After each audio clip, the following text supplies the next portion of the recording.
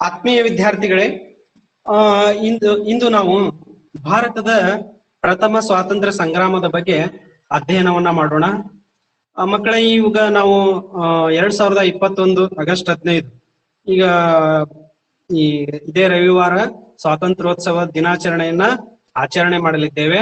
ಇಂತಹ ಒಂದು ಸಂದರ್ಭದಲ್ಲಿ ಇದು ಒಂದು ನಮಗೆ ವಿಶೇಷವಾಗಿರ್ತಕ್ಕಂತಹ ಒಂದು ಸ್ವಾತಂತ್ರ್ಯ ದಿನಾಚರಣೆ. ಯಾಕಂದ್ರೆ ಸ್ವಾತಂತ್ರ್ಯೋತ್ಸವದ ಅಮೃತ ಮಹೋತ್ಸವ ಕಾರ್ಯಕ್ರಮದ ಹೊಸ್ತಿಲಲ್ಲಿ ನಾವಿದ್ದೇವೆ. ಕೋವಿಡ್ ಕಾರಣಾಂತರಗಳಿಂದ ಈ ಸಲ ಅದನ್ನ ನಾವು ತುಂಬಾ ಅದ್ದೂರಿಯಾಗಿ ಆಚರಣೆ ಮಾಡೋದಕ್ಕೆ ಸಾಧ್ಯವಾಗುವುದಿಲ್ಲ. ಹಾಗಾಗಿ ಸರಳವಾಗಿ ಆಚರಣೆ ಮಾಡೋಣ. ಇಂತಹ ಒಂದು ಅಮೃತ ಮಹೋತ್ಸವದ ಒಂದು ಸಂದರ್ಭದೊಳಗ ನಮ್ಗ ಸ್ವಾತಂತ್ರ್ಯ ಅಷ್ಟು ಸುಲಭವಾಗಿ ದೊರೆಯಲಿಲ್ಲ. ನಮ್ಮ ಸ್ವಾತಂತ್ರ್ಯಕ್ಕಾಗಿ ಬಹಳಷ್ಟು ಮಹನೀಯರು ಸ್ವಾತಂತ್ರ್ಯ ಹೋರಾಟಗಾರರು ತಮ್ಮ ಪ್ರಾಣವನ್ನೇ ಬಲಿದಾನ ಮಾಡಿದ್ದಾರೆ. ಅದರಲ್ಲೂ ನಮ್ಮ ಭಾರತದ ಒಂದು ಸ್ವಾತಂತ್ರ್ಯದ ಕಿಡಿ ಹೇಗೆ ಹೊತ್ತು,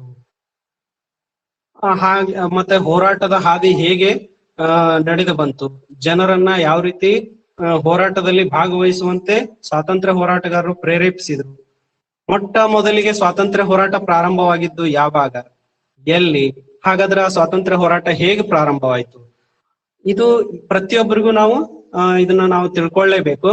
ಭಾರತದಲ್ಲಿ ಹುಟ್ಟಿರ್ತಕ್ಕಂತ ಪ್ರತಿಯೊಬ್ರು ನಮ್ಮ ದೇಶದ ಸ್ವಾತಂತ್ರ್ಯದ ಬಗ್ಗೆ ಹಾಗೂ ನಮ್ಮ ದೇಶದ ಸ್ವಾತಂತ್ರ್ಯ ಹಾಗೂ ನಮ್ಮ ದೇಶದ ಸ್ವಾತಂತ್ರ್ಯಕ್ಕಾಗಿ ಹೋರಾಟ ಮಾಡಿರ್ತಕ್ಕಂತ ಮಹನೀಯರನ್ನ ಸ್ಮರಿಸಿಕೊಳ್ಳುವುದು ಅತ್ಯಂತ ಒಂದು ಮಹತ್ಕಾರ್ಯ ಅಂತ ನಾನು ಈ ಸಂದರ್ಭದಲ್ಲಿ ಹೇಳ್ತಾ, ಇವತ್ತಿನ ಒಂದು ತರಗತಿ ಅದರಲ್ಲೂ ಮುಖ್ಯವಾಗಿ ಇದು 7ನೇ ತರಗತಿಗೆ ಸಂಬಂಧಿಸಿದಂತ ಪಾಠ.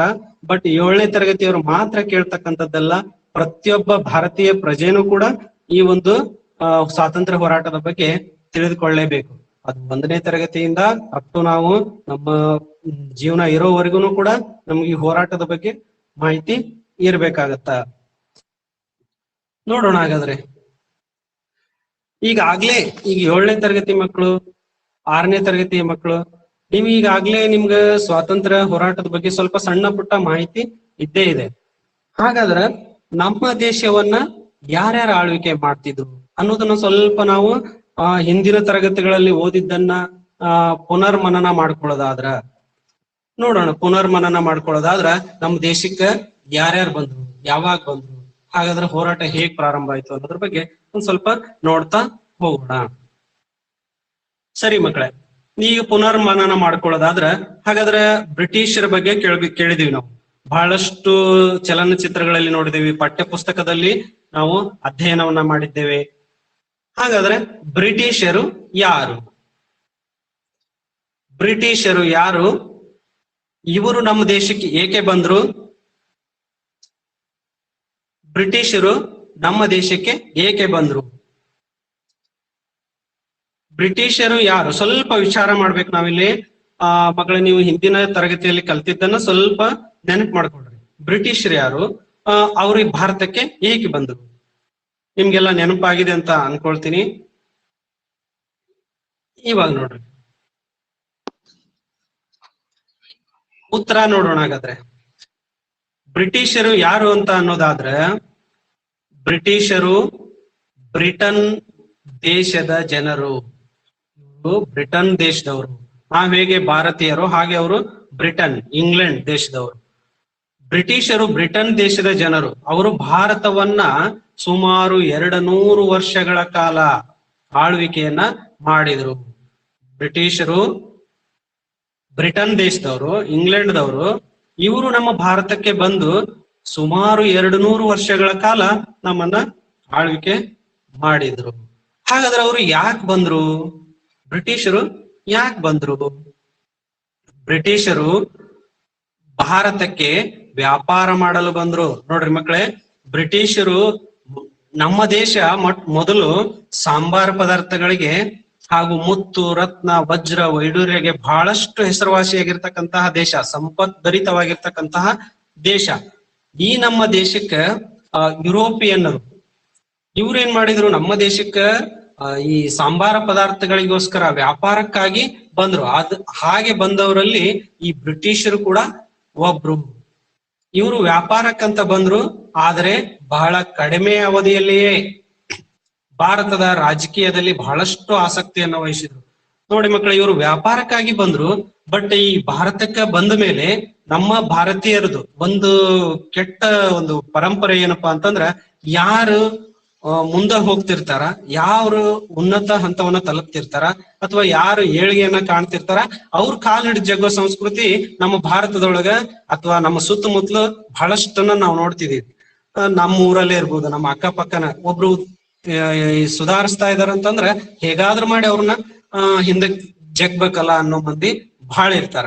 ಇಂತಹ ಒಂದು ಪರಿಸ್ಥಿತಿ ಒಳಗ ನಮ್ಮ ಈ ಒಂದು ಭಾರತ ದೇಶದಲ್ಲಿರ್ತಕ್ಕಂತಹ ರಾಜ ಮಹಾರಾಜರು, ಇಲ್ಲಿ ಆಳ್ವಿಕೆ ಏನ್ ಮಾಡ್ತಕ್ಕಂತ ರಾಜ ಮಹಾರಾಜರು, ಇವರು ಒಬ್ಬರು ಸಾಮ್ರಾಜ್ಯವನ್ನ ಕಂಡ್ರೆ ಇನ್ನೊಬ್ಬ ಸಾಮ್ರಾಜ್ಯದ ರಾಜರಿಗೆ ಆಗ್ತಿರ್ಲಿಲ್ಲ, ಒಬ್ಬರನ್ನ ಕಂಡ್ರೆ ಇನ್ನೊಬ್ಬ ರಾಜರಿಗೆ ಆಗ್ತಿರ್ಲಿಲ್ಲ. ಇವರು ತಮ್ಮಲ್ಲೇ ಕಚ್ಚಾಟವನ್ನ ಮಾಡ್ತಿರೋದು ಅಥವಾ ಜಗಳವನ್ನ ಮಾಡ್ತಿರೋದನ್ನ ನೋಡಿ ಬ್ರಿಟಿಷರಿಗೆ ಒಂದು ಯೋಚನೆ ಬರ್ತೈತಿ, ಯಾಕೆ ನಾವು ಇದೇ ಒಂದು ಪ್ರದೇಶದಲ್ಲಿದ್ದು ಇವರನ್ನ ಗೆದ್ದು ಈ ಒಂದು ಪ್ರದೇಶವನ್ನ ನಾವು ಆಕ್ರಮಿಸಿಕೊಂಡ್ರೆ ಇಲ್ಲಿರ್ತಕ್ಕಂತ ಎಲ್ಲಾ ಸಂಪತ್ತು ನಮ್ದಾಗತ್ತಲ್ಲ ಅನ್ನೋ ಒಂದು ದುರಾಸೆಗೆ ಬೀಳ್ತಾರ. ಅದಕ್ಕೆ ನಾವು ದಾರಿ ಮಾಡಿಕೊಟ್ಟವ್ರು ಯಾರಪ್ಪ ಅಂತಂದ್ರ ನಮ್ಮ ಭಾರತೀಯರು. ಅದರಲ್ಲೂ ನಮ್ಮಲ್ಲಿ ಇರ್ತಕ್ಕಂತಹ ಒಂದು ಹೊಂದಾಣಿಕೆ ಅಲ್ಲದೆ ಇರ್ತಕ್ಕಂತ ಒಂದು ಮನೋಭಾವ, ನಮ್ಮಲ್ಲೇ ಕಚ್ಚಾಡ್ಕೊಳ್ತಕ್ಕಂತ ಒಂದು ಮನೋಭಾವದ ಒಂದು ಪರಿಸ್ಥಿತಿಯ ಫಲವನ್ನ ಅವರು ತಗೊಂಡು ನಮ್ಮ ಇಲ್ಲಿರ್ತಕ್ಕಂತ ರಾಜರನ್ನ ಒಬ್ಬರ ಮೇಲೆ ಒಬ್ಬರನ್ನ ಎತ್ತಿ ಕಟ್ಟಿ ಒಂದೊಂದೇ ಪ್ರದೇಶಗಳನ್ನ ಗೆಲ್ತಾ ಹೋಗ್ತಾರ. ಅದು ಹೇಗೆ ಅನ್ನೋದನ್ನ ನೋಡ್ತಾ ಹೋಗೋಣ. ನೋಡಿ ಮಕ್ಕಳೇ, 1805 ಬ್ರಿಟಿಷರು ನಮ್ಮ 18ನೇ ಶತಮಾನದಲ್ಲಿ ಬರ್ತಕ್ಕಂತ ಈ ಬ್ರಿಟಿಷರು ನಮ್ಮ ಭಾರತಕ್ಕೆ ಬಂದು ವ್ಯಾಪಾರಕ್ಕಾಗಿ ನಮ್ಮ ಭಾರತ ದೇಶಕ್ಕೆ ಬಂದು ಅವ್ರ ಏನ್ ಮಾಡ್ತಾರೆ ಅಂತಂದ್ರ, ನಾ ಈಗಾಗ್ಲೇ ಹೇಳ್ದಂತೆ ಒಬ್ಬ ರಾಜರ ಮೇಲೆ ಇನ್ನೊಬ್ಬ ರಾಜರನ್ನ ಎತ್ ಕಟ್ಟಿ ಇಲ್ಲಿ ಆಗದೆ ಇರುವಂತಹ ಒಂದು ಪರಿಸ್ಥಿತಿ ಇತ್ತಲ್ಲ, ಇದರ ಒಂದು ಲಾಭವನ್ನ ಪಡೆದುಕೊಂಡು ಒಂದೊಂದೇ ಸಾಮ್ರಾಜ್ಯವನ್ನ ಜಯಿಸ್ತಾ ಬಂದ್ರು. ಬಂಗಾಳವನ್ನ ಜಯಿಸಿದ್ರು, ಬಿಹಾರವನ್ನ ಜಯಿಸಿದ್ರು, ಕರ್ನಾಟಕ ಪ್ರದೇಶಗಳನ್ನ ಗೆದ್ರು, ಹಾಗೆ ಸಣ್ಣ ಪುಟ್ಟ ಪ್ರಾಂತ್ಯಗಳನ್ನ ಗೆಲ್ತಾ ಬಂದ್ರು. 1805ನೇ ಇಸ್ವಿ ಒಳಗ ಅವರು ಇಷ್ಟು ಪ್ರದೇಶಗಳನ್ನ ತಮ್ಮ ಹಿಡಿತಕ್ಕೆ ತಗೊಂಡ್ರು. ನೋಡ್ರಿ, ವ್ಯಾಪಾರಕ್ಕಾಗಿ ಬಂದವರು, ಬರಿಗೈಯಲ್ಲಿ ವ್ಯಾಪಾರಕ್ಕಾಗಿ ಬಂದವರು ಈ ನಮ್ ದೇಶದಲ್ಲಿ ನಾವೇನಿದ್ವಲ್ಲ ಒಬ್ರಿಗೊಬ್ರಿಗೆ ಹೊಂದಾಣಿಕೆ ಇರ್ಲಿಲ್ಲ, ಒಗ್ಗಟ್ಟು ಇರ್ಲಿಲ್ಲ. ಈ ಒಗ್ಗಟ್ಟು ಇಲ್ದಿರುವಂತಹ ಒಂದು ಸಂದರ್ಭವನ್ನ ಅವರು ಸದುಪಯೋಗ ಪಡಿಸ್ಕೊಂಡು ತಮ್ಮ ಸಾಮ್ರಾಜ್ಯವನ್ನ ಸ್ಥಾಪನೆ ಮಾಡಕ್ ಪ್ರಾರಂಭ ಮಾಡಿದ್ರು. 1805 ಬ್ರಿಟಿಷ್ ಸಾಮ್ರಾಜ್ಯ ನೋಡ್ರಿ ಇಷ್ಟು ಪ್ರದೇಶಗಳನ್ನ ಅವ್ರು ಗೆದ್ರು. ಬಂಗಾಳ್, ಬಿಹಾರ್, ಕರ್ನಾಟಕ ಪ್ರಾಂತ್ಯಗಳನ್ನ, ಇನ್ನು ಇತರೆ ಸಣ್ಣ ಪುಟ್ಟ ಪ್ರಾಂತ್ಯಗಳನ್ನ ಗೆಲ್ತಾ ಬಂದ್ರು. ಇಲ್ಲಿ ಹಳದಿ ಕಲರ್ ನಲ್ಲಿ ಏನ್ ತೋರಿಸಿದಲ್ಲ, ಇದು ಬ್ರಿಟಿಷ್ ಸಾಮ್ರಾಜ್ಯ. ಇಷ್ಟು ಪ್ರದೇಶಗಳನ್ನ ಅವರು ಗೆದ್ದು ತಮ್ಮ ಆಧಿಪತ್ಯವನ್ನ ಪ್ರಾರಂಭಿಸ್ತಾ ಬಂದ್ರು. 1805 ಇಷ್ಟು ಪ್ರದೇಶ ಇದ್ದಂತಹ ಬ್ರಿಟಿಷ್ ಸಾಮ್ರಾಜ್ಯ ಮುಂದ್ 1856 ಅನ್ನೋದ್ರಾಗ ನೋಡ್ರಿ ಎಷ್ಟು ವೇಗವಾಗಿ ಅವರು ಭಾರತದೊಳಗ ತಮ್ಮ ಸಾಮ್ರಾಜ್ಯವನ್ನ ಎಷ್ಟು ವಿಸ್ತಾರ ಮಾಡಿಬಿಟ್ರು ಅಂದ್ರ ಆಲ್ಮೋಸ್ಟ್ ಇಡೀ ಭಾರತ ದೇಶವನ್ನ ತಮ್ಮ ಹತೋಟಿಗೆ ತೆಗೆದುಕೊಂಡ್ರು. ಇದಕ್ಕ ಕಾರಣರು ಯಾರಪ್ಪ ಅಂತಂದ್ರ ನಾವೇ, ನಮ್ಮ ಭಾರತೀಯರ. ಅವ್ರಿಗೆ ನಾವು ಸಪೋರ್ಟ್ ಮಾಡ್ತಾ ಬಂದ್ವಿ. ನಮ್ಮಲ್ಲಿರ್ತಕ್ಕಂಥ ರಾಜರಿಗೆ ಸಪೋರ್ಟ್ ಮಾಡದೆ ದ್ವೇಷ ಮನೋಭಾವನೆಯಿಂದ ಆ ಬ್ರಿಟಿಷರಿಗೆ ಸಪೋರ್ಟ್ ಮಾಡಿ ಅವರು ಈ ನಮ್ಮಲ್ಲಿರ್ತಕ್ಕಂಥ ರಾಜರುಗಳನ್ನ, ನಮ್ಮಲ್ಲಿರ್ತಕ್ಕಂಥ ಸೈನಿಕರನ್ನ, ನಮ್ಮಲ್ಲಿರ್ತಕ್ಕಂಥ ಸಂಪತ್ತನ್ನೇ ಬಳಸ್ಕೊಂಡು ನಮ್ಮಲ್ಲಿ ಪೂರ್ತಿ ಸಾಮ್ರಾಜ್ಯವನ್ನ ತಮ್ಮ ಹತೋಟಿಗೆ ತೆಗೆದುಕೊಳ್ತಾರ. ಇದಕ್ಕೆ ಕಾರಣ ಯಾರಂತಂದ್ರ ನಾವು ಭಾರತೀಯರ. ಬ್ರಿಟಿಷರು ನೋಡ್ರಿ ನಮ್ಮ ದೇಶದಲ್ಲಿ ಹೇಗೆ ನೆಲೆ ನಿಂತರು ಅನ್ನೋದನ್ನ ಈಗ ನಾವು ನೋಡ್ತಾ ಇದೀವಿ.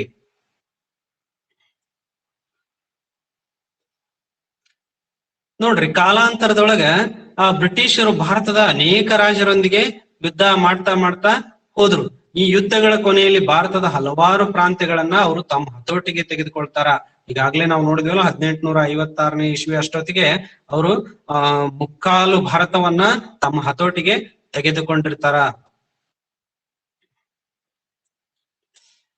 ನೋಡಿ ಮಕ್ಕಳೇ, ನೀವು ಸ್ವಲ್ಪ ಊಹೆ ಮಾಡ್ಕೊಡ್ರಿ. ಬ್ರಿಟಿಷರು ಅಧಿಕಾರಕ್ಕೇರುವ ಸಂದರ್ಭದಲ್ಲಿ ನಾವೇನಾದ್ರೂ ಆ ಟೈಮ್ದೊಳಗ ವಾಸ ಮಾಡ್ತಿದ್ವಿ ಅಂದ್ರೆ ನಮ್ ಪರಿಸ್ಥಿತಿ ಹೇಗಿರ್ತಿತ್ತು?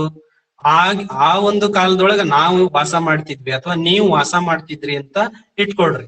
ನೀವು ಬ್ರಿಟಿಷರ ಕಾಲಾವಧಿಯಲ್ಲೇ ಅದೀರಿ ಅಂತ ಇಟ್ಕೊಳ್ರಿ. ಅವಾಗ ನಿಮ್ಮ ಪರಿಸ್ಥಿತಿ ಹೇಗಿರ್ತಿತ್ತು? ನಿಮ್ಮ ದೈನಂದಿನ ಜೀವನ ಹೇಗಿರ್ತಿತ್ತು? ನಿಮ್ ದಿನನಿತ್ಯದ ಜೀವನ ಹೇಗಿರ್ತಿತ್ತು? ಆ ಬ್ರಿಟಿಷರು ಅಧಿಕಾರಕ್ಕೆ ಇರುವುದು ತಮ್ಮ ಸುತ್ತಮುತ್ತಲಿನ ಜನಕ್ಕೆ ಇಷ್ಟವಾಗುತ್ತಿಲ್ಲವೆಂದ್ರೆ ಏನಾಗ್ಬಹುದು? ನೋಡ್ರಿ, ಬ್ರಿಟಿಷರು ಆಳ್ವಿಕೆ ಮಾಡ್ತಿದ್ರು. ಆ ಸಂದರ್ಭದೊಳಗ ನೀವು ಅಲ್ಲಿದ್ರ, ಅವರು ಕಾಲಾವಧಿ ಒಳಗ ನೀವು ಅದಿರಿ ಅಂತ ಊಹೆ ಮಾಡ್ಕೊಡ್ರಿ, ಕಲ್ಪನೆ ಮಾಡ್ಕೊಡ್ರಿ. ಆ ಸಂದರ್ಭದೊಳಗೆ ನೀವ್ ಇದ್ದಾಗ ಹೇಗೆ ವರ್ತಿಸ್ತಿದ್ರಿ? ಅವರ ದಬ್ಬಾಳಿಕೆಗಳನ್ನ ನೀವ್ ಹೇಗ್ ಸಹಿಸ್ತಾ ಇದ್ರಿ? ಅದ್ರ ಬಗ್ಗೆ ಒಂದ್ ಸ್ವಲ್ಪ ನೀವು ಊಹೆ ಮಾಡ್ಕೊಡ್ರಿ. ಒಂದು ಕಾಲಘಟ್ಟಕ್ಕ ನೀವು ಹೋಗಿರಿ ಅಂತ ಭಾವಿಸ್ಕೊಡ್ರಿ. ನೋಡ್ರಿ, ನಿಮ್ಗೇನಾದ್ರು ಈ ಬ್ರಿಟಿಷರ ಕೈ ಕೆಳಗೆ ಕೆಲಸ ಮಾಡುವಂತ ಒಂದು ಪರಿಸ್ಥಿತಿ ಇತ್ತಂದ್ರ ಅವಾಗ ಏನ್ ಮಾಡ್ತಿದ್ರಿ? ಈ ರೀತಿಯ ಸನ್ನಿವೇಶವು ಭಾರತದ ಉತ್ತರ ಭಾಗದಲ್ಲಿ 1857ರಲ್ಲಿ ನಿರ್ಮಾಣ ಆಯ್ತು. ನೋಡ್ರಿ, ಬ್ರಿಟಿಷರು ಎಷ್ಟಂತ ಸಹಿಸ್ಕೊಳ್ಳೋದು ಅವರ ದಬ್ಬಾಳಿಕೆಗಳನ್ನ, ಎಷ್ಟಂತ ಸಹಿಸ್ಕೊಳ್ಳೋದು ದಬ್ಬಾಳಿಕೆಗಳನ್ನ ಸಹಿಸ್ಕೊಳ್ಳೋದು. ಕೇಳಿಸ್ತಾ ಇದೆಯಲ್ಲ? ಸರಿ, ಓಕೆ. ಸೈಲೆನ್ಸ್. ಇಂತ ಒಂದು ಪರಿಸ್ಥಿತಿ ಏನಪ್ಪಾ ಅಂತಂದ್ರ ದಬ್ಬಾಳಿಕೆ. ಯಾರಾದ್ರೂ ನಮ್ಗೆ ಏನಾದ್ರು ಅಂದ್ರ ಅಥವಾ ಹೊಡೆದ್ರ ಒಂದ್ಸಲ ಸಹಿಸ್ಕೊಳ್ತೀವಿ, 2 ಸಲ ಸಹಿಸ್ಕೊಳ್ತೀವಿ, 3 ಸಲ ಸಹಿಸ್ಕೊಳ್ತೀವಿ. ಆಮೇಲೆ ಏನ್ ಮಾಡ್ತೀವಿ? ನಾವು ಸಿಡಿದು ಹೇಳ್ತೀವಿ. ಹೀಗೆ ಆ ಒಂದು ಕಾಲಘಟ್ಟದಲ್ಲಿರ್ತಕ್ಕಂತಹ ನಮ್ಮ ಭಾರತೀಯರು ಕೂಡ ಅವರ ದಬ್ಬಾಳಿಕೆಗಳನ್ನ ಸಹಿಸ್ಕೊಂಡ್ ಕೊನೆಗೆ 1857ರೊಳಗ ಸಹನೆಯ ಕಟ್ಟೆ ಒಡಿತು. ಅವಾಗ ಏನ್ ಮಾಡಿದ್ರು? ಒಬ್ಬೊಬ್ರಾಗಿ ಬ್ರಿಟಿಷರ ಆಡಳಿತದ ವಿರುದ್ಧ ದಂಗೆ ಏಳೋದಕ್ ಪ್ರಾರಂಭ ಮಾಡಿದ್ರು. ಅವರನ್ನ ಪ್ರತಿಭಟಿಸೋಕ ಪ್ರಾರಂಭ ಮಾಡ್ತಾರ. ನೋಡ್ರಿ, ಬ್ರಿಟಿಷರ ಆಡಳಿತ ಅವಧಿಯಲ್ಲಿ ಅನೇಕ ಭಾರತೀಯರು ಅಸಮಾಧಾನಗೊಂಡ್ರು. ಈ ಅಸಮಾಧಾನಕ್ಕೆ ಕಾರಣಗಳೇನು ಅನ್ನೋದನ್ನ ಒಂದೊಂದಾಗಿ ಆಮೇಲೆ ನೋಡೋಣಂತ. ಬ್ರಿಟಿಷರ ಕಾಲಾವಧಿಯಲ್ಲಿ ಅವರ ದಬ್ಬಾಳಿಕೆಗಳನ್ನ ಸಹಿಸಿಕೊಳ್ಳಾರದೆ ಒಬ್ಬೊಬ್ಬರಾಗಿ ತಮ್ಮ ಅಸಮಾಧಾನವನ್ನ ಪ್ರತಿಭಟನೆಯ ರೂಪದೊಳಗ ತೋರಿಸ್ತಾ ಹೋಗ್ತಾರ. ಇವರು ಮುಂದೆ 1857ರೊಳಗ ಬ್ರಿಟಿಷರ ವಿರುದ್ಧ ಹೋರಾಟವನ್ನ ಪ್ರಾರಂಭ ಮಾಡ್ತಾರ. ಇದನ್ನೇ 1857ರ ಮಹಾದಂಗೆ ಅಂತ ಕರೀತಾರ. ನೋಡ್ರಿ ಮಕ್ಕಳ, ಬ್ರಿಟಿಷರು ಇದನ್ನ ದಂಗೆ ಅಂತ ಕರೀತಾರ. 1857ರ ಒಂದು ಹೋರಾಟವನ್ನ ಬ್ರಿಟಿಷರು ಏನಂತಾರ? ಇದೊಂದು ದಂಗೆ, ಗಲಭೆ ಅಂತ ಅಂತಾರ. ಬಟ್ ನಾವು ಭಾರತೀಯರು ಇದನ್ನ ನಾವು ಪ್ರಥಮ ಸ್ವಾತಂತ್ರ್ಯ ಸಂಗ್ರಾಮ ಅಂತ ಕರಿತೀವಿ. ಸ್ವಾತಂತ್ರ್ಯದ ಕಿಚ್ಚು ಹೊತ್ತಿದ್ದೆ 1857ರೊಳಗ. ಅಲ್ಲಿವರೆಗೂ ಇರ್ಲಿಲ್ಲನು, ಇತ್ತು. ಬಟ್ ಒಟ್ಟಾಗಿ ಬ್ರಿಟಿಷರನ್ನ ಎದುರಿಸ್ತಕ್ಕಂಥದ್ದು ಅಷ್ಟು ದೊಡ್ಡ ಪ್ರಮಾಣದೊಳಗ ಇರ್ಲಿಲ್ಲ. ಆದ ಕಾರಣ 1857ರ ಒಂದು ಈ ದಂಗೆಯನ್ನ ಸಿಪಾಯಿ ದಂಗೆ ಅಂತಾರ. ಅಥವಾ ನಾವು 1857ರ ಒಂದು ಈ ದಂಗೆಯನ್ನ ಪ್ರಥಮ ಸ್ವಾತಂತ್ರ್ಯ ಸಂಗ್ರಾಮ ಅಂತ ಕರಿತೇವಿ. ನೋಡ್ರಿ, ಹಂಗಾದ್ರೆ ಈ ದಂಗೆಗೆ ಏನ್ ಕಾರಣಪ್ಪ? ಈ ಪ್ರಥಮ ಸ್ವಾತಂತ್ರ್ಯ ಸಂಗ್ರಾಮಕ್ಕ ಏನ್ ಕಾರಣ? ನೋಡ್ರಿ, ದಂಗೆ ಅನ್ನೋದಕ್ಕ ನಾವ್ ದಂಗೆ ಅಂದ್ರೆ ಏನ್ ಅನ್ನೋದನ್ನ ಮೊದಲು ತಿಳ್ಕೊಳ್ಳೋಣ. ದಂಗೆ ಎಂಬುದು ಆಡಳಿತಗಾರರ, ನಾಯಕರ ಅಥವಾ ಸರ್ಕಾರದ ವಿರುದ್ಧದ. ನೋಡ್ರಿ, ದಂಗೆ ಎಂಬುದು ಆಡಳಿತಗಾರರ, ನಾಯಕರ ಅಥವಾ ಸರ್ಕಾರದ ವಿರುದ್ಧದ ಹೋರಾಟ. ನೋಡ್ರಿ, ಸರ್ಕಾರ, ನಮ್ಮನ್ನ ಆಳ್ತಕ್ಕಂತಹ ಸರ್ಕಾರ ನಮ್ಮ ಮೇಲೆ ಏನಾದ್ರೂ ದಬ್ಬಾಳಿಕೆಯನ್ನ ಮಾಡ್ತಿದ್ರೆ ಅಥವಾ ಆಡಳಿತವನ್ನ ಸರಿಯಾಗಿ ನಿಭಾಯಿಸ್ತಾ ಇದ್ದಾಗ ನಾವು ನಮ್ಮ ನಾಯಕರ ವಿರುದ್ಧ ಏನು ಪ್ರತಿಭಟನೆಗಳನ್ನ, ಹೋರಾಟಗಳನ್ನ ಮಾಡ್ತೀವಲ್ಲ, ಅದನ್ನ ದಂಗೆ ಅಂತ ಕರೀತಾರ. ಇದು ಸಾಮಾನ್ಯವಾಗಿ ಹಿಂಸೆಯಿಂದ ಕೂಡಿರುತ್ತದೆ. ನೋಡ್ರಿ, ಈ ದಂಗೆ ಅನ್ನೋದು, ದಂಗೆ ಅಂತಂದ್ರ ಇದೊಂಥರ ಹಿಂಸೆಯಿಂದ ಕೂಡಿರ್ತಕ್ಕಂಥದ್ದು. ಒಂದು ವೇಳೆ ಹೆಚ್ಚು ಜನರು ದಂಗೆ ಎದ್ದಾಗ ಆಡಳಿತಗಾರರು ತಮ್ಮನ್ನು ನಿಯಂತ್ರಿಸುವುದು ಮತ್ತು ತಮ್ಮನ್ನು ಆಳುವುದನ್ನ ನಿರಾಕರಿಸುತ್ತಾರೆ ಮತ್ತು ಈ ಆಡಳಿತಗಾರರ ವಿರುದ್ಧ ಕ್ರಮ ತೆಗೆದುಕೊಳ್ಳಲು ಮುಂದಾಗುತ್ತಾರೆ. ನೋಡ್ರಿ, ನಮ್ಮ ಭಾರತ ದೇಶ ಪ್ರಜಾಪ್ರಭುತ್ವ ರಾಷ್ಟ್ರ.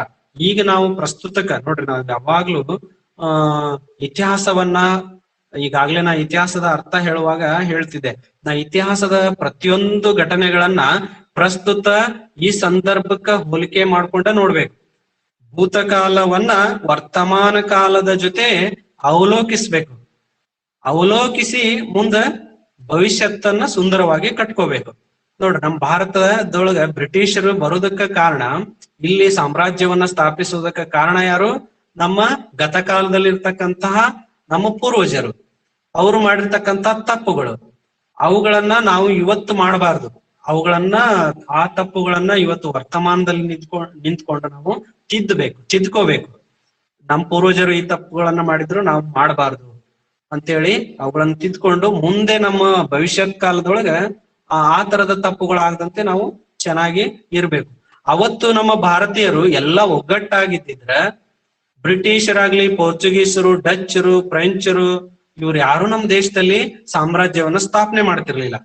ಬಟ್ ಆವತ್ತಿನ ನಮ್ಮ ಪೂರ್ವಜರು, ರಾಜ ಮಹಾರಾಜರು ಒಗ್ಗಟ್ಟಾಗಿರದೇ ಇರುವ ಕಾರಣಕ್ಕಾಗಿ ಏನಾಯ್ತಪ್ಪ ಅಂತಂದ್ರ ಅವರು ಇಲ್ಲಿ ಬಂದ್ ಸಾಮ್ರಾಜ್ಯವನ್ನ ಸ್ಥಾಪನೆ ಮಾಡಿದ್ರು. ಕ್ರಮೇಣ ಅವ್ರ ಆಳ್ವಿಕೆಯನ್ನ ಮಾಡಾಕತ್ರು.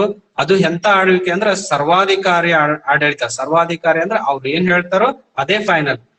ಪ್ರಜೆಗಳಿಗೆ ಯಾವುದೇ ಹಕ್ಕು ಇರುವುದಿಲ್ಲ. ರೂಲ್ಸ್ ಮಾಡೋರು ಅವರೇ, ಅವರು ಏನ್ ಅದನ್ನ ಫಾಲೋ ಮಾಡೋರು ಮಾತ್ರ. ನಾವು ಪ್ರತಿಯೊಂದು ಅವ್ರು ಏನ್ ಹೇಳ್ತಾರ ಅದನ್ನ ಚಾಚು ತಪ್ಪದೆ ಮಾಡ್ಬೇಕಷ್ಟೇ. ಇಂಥ ಒಂದು ಕಾಯ್ದೆ ಕಾನೂನುಗಳನ್ನ ವಿರೋಧಿಸಿ ನಡೀತಕ್ಕಂಥದ್ದು ದಂಗೆ. ಆ ದಂಗೆಗೆ ನಾವು ಬ್ರಿಟಿಷರು ಸಿಪಾಯಿ ದಂಗೆ ಅಥವಾ ದಂಗೆ ಅಂತ ಕರೆದ್ರೆ ನಾವು ಭಾರತದ ಪ್ರಥಮ ಸ್ವಾತಂತ್ರ್ಯ ಸಂಗ್ರಾಮ ಅಂತ ಕರಿತೇವೆ. ನೋಡ್ರಿ, 1857ರ ಮಹಾದಂಗೆ ಅಥವಾ ಪ್ರಥಮ ಸ್ವಾತಂತ್ರ್ಯ ಸಂಗ್ರಾಮದ ಬಗ್ಗೆ ನಾವು ಇವತ್ತ ತಿಳಿದುಕೊಳ್ಳೋಣ. ಇಲ್ಲಿ ನೋಡಿ ಮಕ್ಕಳೇ, ಈ ಒಂದು ಸ್ವಾತಂತ್ರ್ಯ ಹೋರಾಟದ ಒಂದು ಕಾಲಘಟ್ಟಗಳನ್ನ ನಾವು ಹಂತ ಹಂತವಾಗಿ ಇವತ್ತಿನ ಕ್ಲಾಸ್ ನಲ್ಲಿ ಕಾರಣಗಳೇನು, ಸ್ವಾತಂತ್ರ್ಯ ಸಂಗ್ರಾಮದಕ್ಕ ಕಾರಣಗಳೇನಾದ್ವು, ಯಾವ ರೀತಿಯಾದ ಹೋರಾಟ ನಡೀತ ಅನ್ನೋದ್ರ ಬಗ್ಗೆ ಇವತ್ತ ತಿಳ್ಕೊಳ್ಳೋಣ. ನೆಕ್ಸ್ಟ್ ಕ್ಲಾಸ್ ನಲ್ಲಿ ಮತ್ತೆ ಮುಂದುವರಿದಂತೆ ಆ ಸ್ವಾತಂತ್ರ್ಯ ಹೋರಾಟಗಾರರ ಬಗ್ಗೆ ಹಂತ ಹಂತವಾಗಿ, ಇದು ಒಂದೇ ಕ್ಲಾಸ್ ನಲ್ಲಿ ಮುಗಿತಕ್ಕಂಥದ್ದಲ್ಲ. ಇದು ಒಂದು 3-4 ಕ್ಲಾಸ್ ನಲ್ಲಿ ಈ ಒಂದು ಸ್ವಾತಂತ್ರ್ಯ ಹೋರಾಟದ ಬಗ್ಗೆ ನಾವು ಈ ಅಮೃತ ಮಹೋತ್ಸವದ ಹೊಸ್ತಿಲಲ್ಲಿ ಇರೋದ್ರಿಂದ ನೇರವಾಗಿ ನಾನು ಈ ಒಂದು ಪಾಠವನ್ನ ನಿಮ್ಗೆ ಹೇಳ್ತಾ ಇದ್ದೀನಿ. ಇದನ್ನ 5ನೇತ 6ನೇತ 7ನೇತ ಯಾರೇ ಇರ್ಲಿ, ಎಷ್ಟನೇ ಕ್ಲಾಸ್ನವ್ರು ಇದ್ರು ಕೂಡ ಇದು ಬಹಳಷ್ಟು ಇಂಪಾರ್ಟೆಂಟ್ ಆಗಿದೆ. ನೋಡ್ರಿ, ಈ ಒಂದು ಭಾರತದಲ್ಲಿ 1857ರಲ್ಲಿ ನಡೆದಂತಹ ಒಂದು ದಂಗೆಯನ್ನ ಸಿಪಾಯಿ ದಂಗೆ ಅಥವಾ ಭಾರತದ ಪ್ರಥಮ ಸ್ವಾತಂತ್ರ್ಯ ಸಂಗ್ರಾಮ ಎಂದು ನಾವು ಕರೆಯುತ್ತೇವೆ. ಈಗಾಗ್ಲೇ ನಾನು ಹೇಳಿದಂತೆ ಇಲ್ಲಿರ್ತಕ್ಕಂತಹ ಒಂದು ಚಿತ್ರ ಇದೆಯಲ್ಲ, ಇದು ಸ್ವಾತಂತ್ರ್ಯ ಹೋರಾಟವನ್ನ ಕುರಿತ ಆಗಿನ ಒಂದು ಸಾಂದರ್ಭಿಕ ಚಿತ್ರ ಇದು. ಆಗಿನ ಕಾಲದಲ್ಲಿ ನಮ್ಮ ಪೂರ್ವಜರು ಸ್ವಾತಂತ್ರ್ಯಕ್ಕಾಗಿ ಹೋರಾಟವನ್ನ ಪ್ರಾರಂಭಿಸಿದಂತಹ ಈ ಹೋರಾಟದ ಒಂದು ಸಾಂದರ್ಭಿಕ ಚಿತ್ರ. ನೋಡ್ರಿ, ನೆಕ್ಸ್ಟ್ ಬರ್ರಿ. British East India company. ಬ್ರಿಟಿಷರು ನಮ್ಮ ಭಾರತ ದೇಶವನ್ನ ಆಳ್ವಿಕೆ ಮಾಡೋದಕ್ಕೆ ಪ್ರಾರಂಭ ಮಾಡಿದ್ಮೇಲೆ, ಸಾಮ್ರಾಜ್ಯಗಳನ್ನ ಸ್ಥಾಪನೆ ಮಾಡ್ತಾ ಬಂದಂತೆ ಅವ್ರ ಏನ್ ಮಾಡಿದ್ರು, ಇಲ್ಲಿನೇ ತಮ್ದೊಂದು ಆಡಳಿತ ಕಚೇರಿಯನ್ನ ಪ್ರಾರಂಭ ಮಾಡ್ಕೊಂಡ್ರು. ಬ್ರಿಟಿಷ್ ಈಸ್ಟ್ ಇಂಡಿಯಾ ಕಂಪನಿ ಅಂತೇಳಿ ಪ್ರಾರಂಭ ಮಾಡಿದ್ರು. ಬ್ರಿಟಿಷ್ ಈಸ್ಟ್ ಇಂಡಿಯಾ ಕಂಪನಿ ಏನಿತ್ತಪ್ಪ ಅಂದ್ರೆ ಭಾರತದಲ್ಲಿ ತಮ್ಮ ಇಡೀ ಆಡಳಿತವನ್ನ ನಿಯಂತ್ರಿಸುವುದು ಹಾಗೂ ಸಾಮ್ರಾಜ್ಯವನ್ನ ವಿಸ್ತರಿಸುವಂತ ಒಂದು ಕಾರ್ಯವನ್ನ ಬ್ರಿಟಿಷ್ ಈಸ್ಟ್ ಇಂಡಿಯಾ ಕಂಪನಿ ಮಾಡ್ತಾ ಇತ್ತು. ಆ ಈಸ್ಟ್ ಇಂಡಿಯಾ ಕಂಪನಿ ಏನ್ ಮಾಡ್ತು ಅಂತಂದ್ರ ತನ್ನ ಸೇನೆಯಲ್ಲಿ, ನೋಡ್ರಿ, ಮುಖ್ಯವಾಗಿ ಬ್ರಿಟಿಷರ ಒಂದು ಕಂಪನಿ ಇದು, ಬ್ರಿಟಿಷ್ ಈಸ್ಟ್ ಇಂಡಿಯಾ ಕಂಪನಿ. ಈ ಕಂಪನಿಯಲ್ಲಿ ಸೇವೆಯಲ್ಲಿ ಇರ್ತಕ್ಕಂಥವ್ರು, ಆಲ್ಮೋಸ್ಟ್ ಸೇನೆಯಲ್ಲಿ ಇರ್ತಕ್ಕಂಥವ್ರು ನಮ್ಮ ಭಾರತೀಯ ಸಿಪಾಯಿಗಳೇ ಇರ್ತಾರ, ನಮ್ಮ ಭಾರತದವರ ಸೈನಿಕರು ಇರ್ತಾರ. ಆದ್ರ ಅನಿವಾರ್ಯ ಬ್ರಿಟಿಷರು ಹೇಳ್ದಂಗೆನೆ ಅವ್ರು ಕೇಳ್ಬೇಕಾಗಿರ್ತದೆ. ಯಾಕಂದ್ರೆ ಅವ್ರಿಗೆ ಸಂಬಳ ಕೊಡುದು ಹಾಗೂ ಇಡೀ ಒಂದು ದೇಶವನ್ನ ಅವ್ರು ತಮ್ಮ ಕಂಟ್ರೋಲ್ಗೆ ತೆಗೆದುಕೊಂಡಿರೋದ್ರಿಂದ ಇಲ್ಲಿರ್ತಕ್ಕಂತಹ ಪ್ರತಿಯೊಂದು ಸಿಪಾಯಿಗಳು ಅವ್ರು ಹೇಳ್ದಂತೆ ಕೇಳ್ಬೇಕಾಗಿರ್ತತಿ. ಆದ್ರೂ ಕೂಡ ಎಷ್ಟಂತ ಕೇಳ್ತಾರ, ಅವರ ದಬ್ಬಾಳಿಕೆಯನ್ನ ಸಹನೆ ಮೀರಿ ಕೇಳಿ ಕೊನೆಗೆ ಸಹನೆ ಕಟ್ಟಿ ಹೊಡೆದಾಗ ಒಂದು ದಂಗೆ ಪ್ರಾರಂಭ ಆಗ್ತತಿ. ಈ ದಂಗೆ 10 ಮೇ 1857ರೊಳಗ, ನೋಡ್ರಿ, 10 ಮೇ 1857ರೊಳಗ ಇದನ್ನ ಸ್ವಲ್ಪ ನೆನಪಿನಲ್ಲಿ ಇಟ್ಕೊಡ್ರಿ. 10 ಮೇ 1857 57 ಅದು ಎಲ್ಲಿಪ್ಪ ಅಂದ್ರ ಮೀರತ್ ಅಂತಕ್ಕಂತಹ ಒಂದು ಪ್ರದೇಶದೊಳಗ ನೋಡ್ರಿ ಇಲ್ಲಿದಿಲ್ಲ ಉತ್ತರ ಪ್ರದೇಶದಲ್ಲಿ ಮೀರತ್, ಇದು ಉತ್ತರ ಪ್ರದೇಶ. ಮೀರತ್ ಇಲ್ಲೇನ್ ಮಾರ್ಕ್ ತೋರಿಸಿದಲ್ಲ ಇದು ಮೀರತ್. ಇಲ್ಲಿ ಪ್ರಾರಂಭ ಆಗಿರ್ತಕ್ಕಂತಹ ಒಂದು ಹೋರಾಟ. ಇದನ್ನ ನಾವು ಭಾರತದ ಪ್ರಥಮ ಸ್ವಾತಂತ್ರ್ಯ ಸಂಗ್ರಾಮ ಅಂತ ಕರಿತೀವಿ. ಹಾಗಾದ್ರೆ ಪ್ರಥಮ ಸ್ವಾತಂತ್ರ್ಯ ಸಂಗ್ರಾಮ ಎಲ್ಲಿ ಪ್ರಾರಂಭ ಆಯ್ತು ಅಂತಂದ್ರ ಮೀರತ್ ನಲ್ಲಿ. ಯಾವಾಗ ಅಂದ್ರ 10 ಮೇ 1857 ಇದನ್ನ ನಾವು ನಕ್ಷೆಯಲ್ಲಿ ನೋಡೋದಾದ್ರೆ ಉತ್ತರ ಪ್ರದೇಶ ರಾಜ್ಯ, ಉತ್ತರ ಪ್ರದೇಶದ ಈ ಡೆಲ್ಲಿಗಿಂತ ಸ್ವಲ್ಪ ಮೇಲಿದೆ. ಈ ರೆಡ್ ಏನಿದೆಯಲ್ಲ ಈ ಒಂದು ಪ್ರದೇಶದಲ್ಲಿ ಮೀರತ್ ಬರ್ತೈತಿ. ಈ ಒಂದು ಪ್ರದೇಶದಲ್ಲಿ ನಡೆದಂತ ಒಂದು ದಂಗೆ. ಹಂಗಂದ್ರ 1857 ದಂಗೆ ಏಕೆ ನಡೆಯಿತು?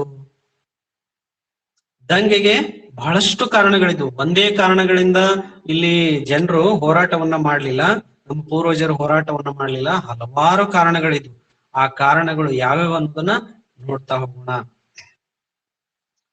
ನೋಡ್ರಿ, ಈ ದಂಗೆಗೆ ಪ್ರಥಮ ಸ್ವಾತಂತ್ರ್ಯ ಸಂಗ್ರಾಮ ಅಥವಾ ಈ ಸಿಪಾಯಿ ದಂಗೆ ಅಂತ ಏನ್ ಕರಿತೇವಲ್ಲ, ಈ ದಂಗೆಗೆ ಕಾರಣಗಳನ್ನ ನೋಡೋದಾದ್ರ ಮೊದಲನೇದು ರಾಜಕೀಯ ಕಾರಣಗಳಂತ ನಾವು ವರ್ಗೀಕರಣ ಮಾಡ್ತೀವಿ.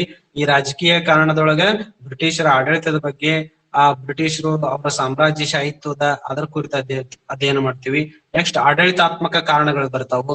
ಆ ಆಡಳಿತಾತ್ಮಕ ಕಾರಣಗಳನ್ನ ಒಂದೊಂದಾಗಿ ನೋಡ್ತಾ ಹೋಗ್ತೀವಿ. ನೆಕ್ಸ್ಟ್ ಮೂರನೇದಾಗಿ ಆರ್ಥಿಕ ಕಾರಣಗಳು, ಹಣಕಾಸಿನ ವಿಷಯಕ್ಕೆ ಸಂಬಂಧಪಟ್ಟಂತೆ ಏನ್ ಕಾರಣಗಳಿದ್ವು ಅವನ್ನ ನೋಡ್ತೀವಿ. ನೆಕ್ಸ್ಟ್ ಸಾಮಾಜಿಕವಾಗಿ ಕಾರಣಗಳನ್ನ ನೋಡ್ತೀವಿ. ಇನ್ನು ಧಾರ್ಮಿಕ ಕಾರಣಗಳು, ಸೈನಿಕ ಕಾರಣಗಳು ಅಂತೇಳಿ ಒಟ್ಟು ಈ ದಂಗೆಗೆ ಕಾರಣಗಳನ್ನ ನಾವು 6 ಭಾಗವನ್ನ ಮಾಡಿದೀವಿ. ರಾಜಕೀಯ ಕಾರಣಗಳು, ಆಡಳಿತಾತ್ಮಕ ಕಾರಣಗಳು, ಆರ್ಥಿಕ ಕಾರಣಗಳು, ಸಾಮಾಜಿಕ ಕಾರಣಗಳು, ಧಾರ್ಮಿಕ ಕಾರಣಗಳು ಮತ್ತೆ ಸೈನಿಕ ಕಾರಣಗಳು ಅಂತೇಳಿ 6 ಕಾರಣಗಳನ್ನ ಕೊಡ್ತಾ ಹೋಗ್ತೀವಿ. ಹಾಗಾದ್ರೆ ಅವು ಯಾವುವು ಅನ್ನೋದನ್ನ ಒಂದೊಂದಾಗಿ ನೋಡ್ತಾ ಹೋಗೋಣ. ನೋಡ್ರಿ, ಇವತ್ತ ನಾವು ಏನ್ ಮಾಡ್ತೀವಿ ಅಂದ್ರ ರಾಜಕೀಯ ಕಾರಣಗಳನ್ನ ನೋಡೋಣ, ಮತ್ತೆ ಆಡಳಿತಾತ್ಮಕ ಕಾರಣಗಳನ್ನ ನೋಡ್ತಾ ಹೋಗೋಣ.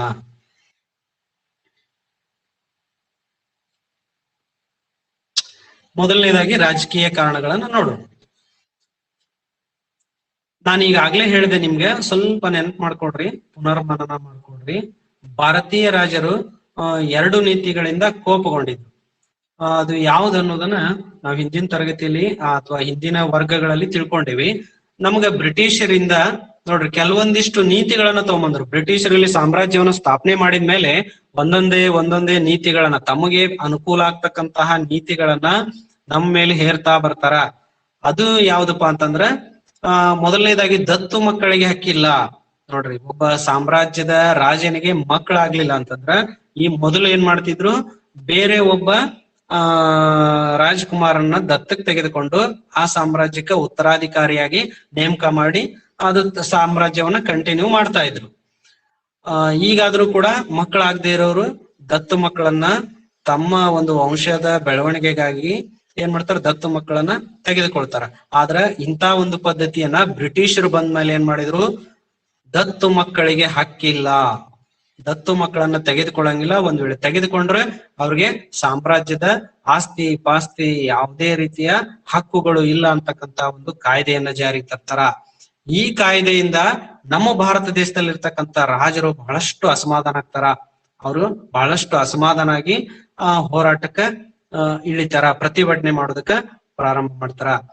ನೋಡ್ರಿ, ಲಾರ್ಡ್ ಡಾಲ್ ಹೌಸಿ ಮತ್ತು ಲಾರ್ಡ್ ವೆಲ್ಲಸ್ಲಿಯಿಂದ ಸಹಾಯಕ ಸೈನ್ಯ ಪದ್ಧತಿ. ನೋಡ್ರಿ, ದತ್ತು ಮಕ್ಕಳಿಗೆ ಹಕ್ಕಿಲ್ಲ ಮತ್ತೆ ಸಹಾಯಕ ಸೈನ್ಯ ಪದ್ಧತಿ. ಲಾರ್ಡ್ ಡಾಲ್ ಹೌಸಿ ಮತ್ತು ಲಾರ್ಡ್ ವೆಲ್ಲಸ್ಲಿ ಅಂತಕ್ಕಂಥವ್ರು ಈ ಪದ್ಧತಿಗಳನ್ನ ಜಾರಿಗೆ ತರ್ತಾರೆ. ಇಲ್ಲಿ ನೋಡೋಣ, ಇಲ್ಲಿ ನಾವೀಗಾಗ್ಲೇ ದತ್ತು ಮಕ್ಕಳಿಗೆ ಹಕ್ಕಿಲ್ಲ ಅನ್ನೋದನ್ನ ತಿಳ್ಕೊಂಡ್ವಿ. ಈಗ ಸಹಾಯಕ ಸೈನ್ಯ ಪದ್ಧತಿ. ಬ್ರಿಟಿಷರು ನೋಡ್ರಿ ತಮ್ಮ ಸಾಮ್ರಾಜ್ಯವನ್ನ ಸ್ಥಾಪನೆ ಮಾಡಿದ್ರು. ತಮ್ಮ ಸೈನಿಕರನ್ನ ಅವರು ತಮ್ಮ ದುಡ್ಡಿನಲ್ಲಿ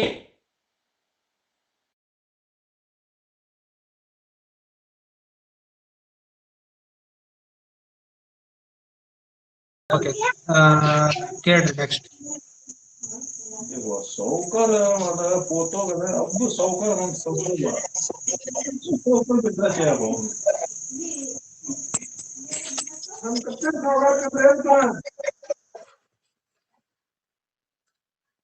ನೋಡ್ರಿ ನಾವೀಗ ರಾಜಕೀಯ ಕಾರಣಗಳನ್ನ ನೋಡ್ತಾ ಇದ್ವಲ್ಲ, ರಾಜಕೀಯ ಕಾರಣಗಳನ್ನ ನೋಡೋದಾದ್ರ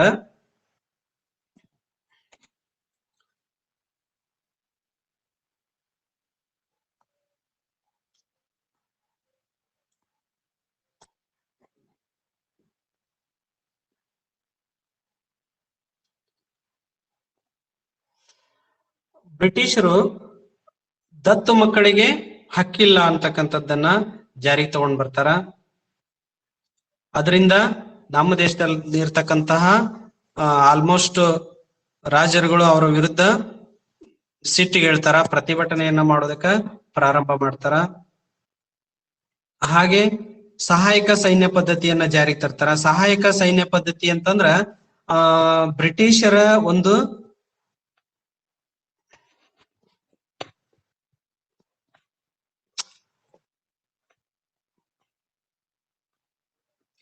ಬ್ರಿಟಿಷರ ಸೈನ್ಯವನ್ನ ತಮ್ಮ ರಾಜ್ಯದಲ್ಲಿ ಇಟ್ಕೊಂಡು,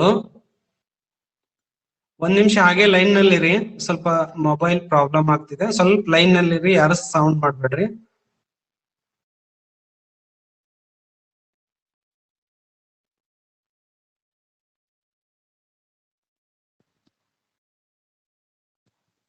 ಸರಿ, ಏನ್ ಕಾಣಿಸಲ್ರಿ. ಒಂದ ನಿಮಿಷ ಕಾಣಿಸ್ತಿದೆ ನೋಡ್ರಿ. ಈಗ ಕಾಣಿಸ್ತಾ ಇದೆಯಲ್ಲ?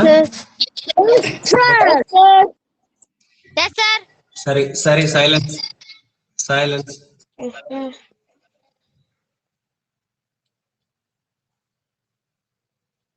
ನಾವೀಗ 1857ರ ದಂಗೆ ಅಥವಾ ಭಾರತದ ಪ್ರಥಮ ಸ್ವಾತಂತ್ರ್ಯ ಸಂಗ್ರಾಮದ ಬಗ್ಗೆ ನೋಡ್ತಾ ಇದ್ವಿ. ಅದರಲ್ಲಿ ಮುಖ್ಯವಾಗಿ ಮೊದಲನೇದಾಗಿ ರಾಜಕೀಯ ಕಾರಣ ನೋಡ್ತಾ ಇದ್ವಿ.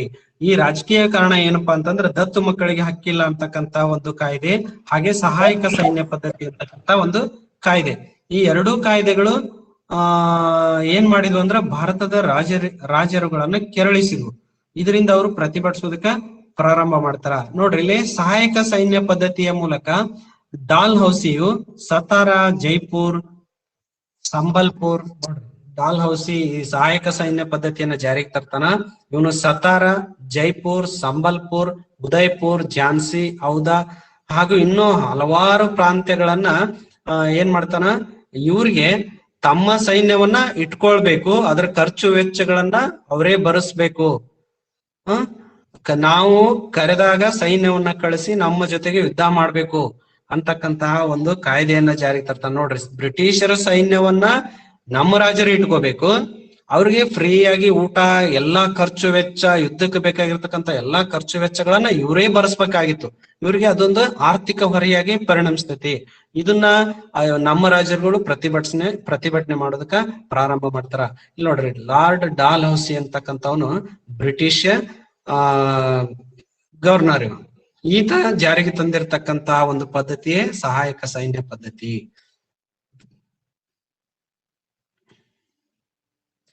ಇನ್ನು ನೆಕ್ಸ್ಟ್ ಎರಡನೆಯ ಒಂದು ರಾಜಕೀಯ ಕಾರಣ ಏನಪ್ಪಾ ಅಂದ್ರ ವಿವಿಧ ರೀತಿಯ ರಾಜಕೀಯ ಒತ್ತಡಗಳಿಂದ ಮೊಘಲರ ಕೊನೆಯ ದೊರೆ ಬಹದ್ದೂರ್ ಶಾ ತನ್ನ ಎಲ್ಲಾ ಅಧಿಕಾರವನ್ನ ಕಳೆದುಕೊಳ್ತಾನ.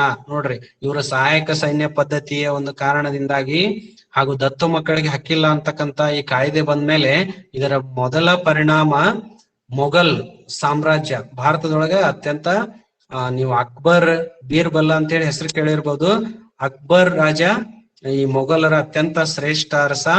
ಈ ಅರಸರಲ್ಲಿ ಬಹದ್ದೂರ್ ಶಾ ಅಂತಕ್ಕಂಥವ್ನ ಇರ್ತಾನ. ಈತನ ಒಂದು ಕಾಲಾವಧಿಯೊಳಗ ಈ ಬ್ರಿಟಿಷರ ಒಂದು ಈ ನೀತಿಗಳಿಂದ ಈತ ತನ್ನ ಅಧಿಕಾರವನ್ನ ಕಳೆದುಕೊಳ್ತಾನ.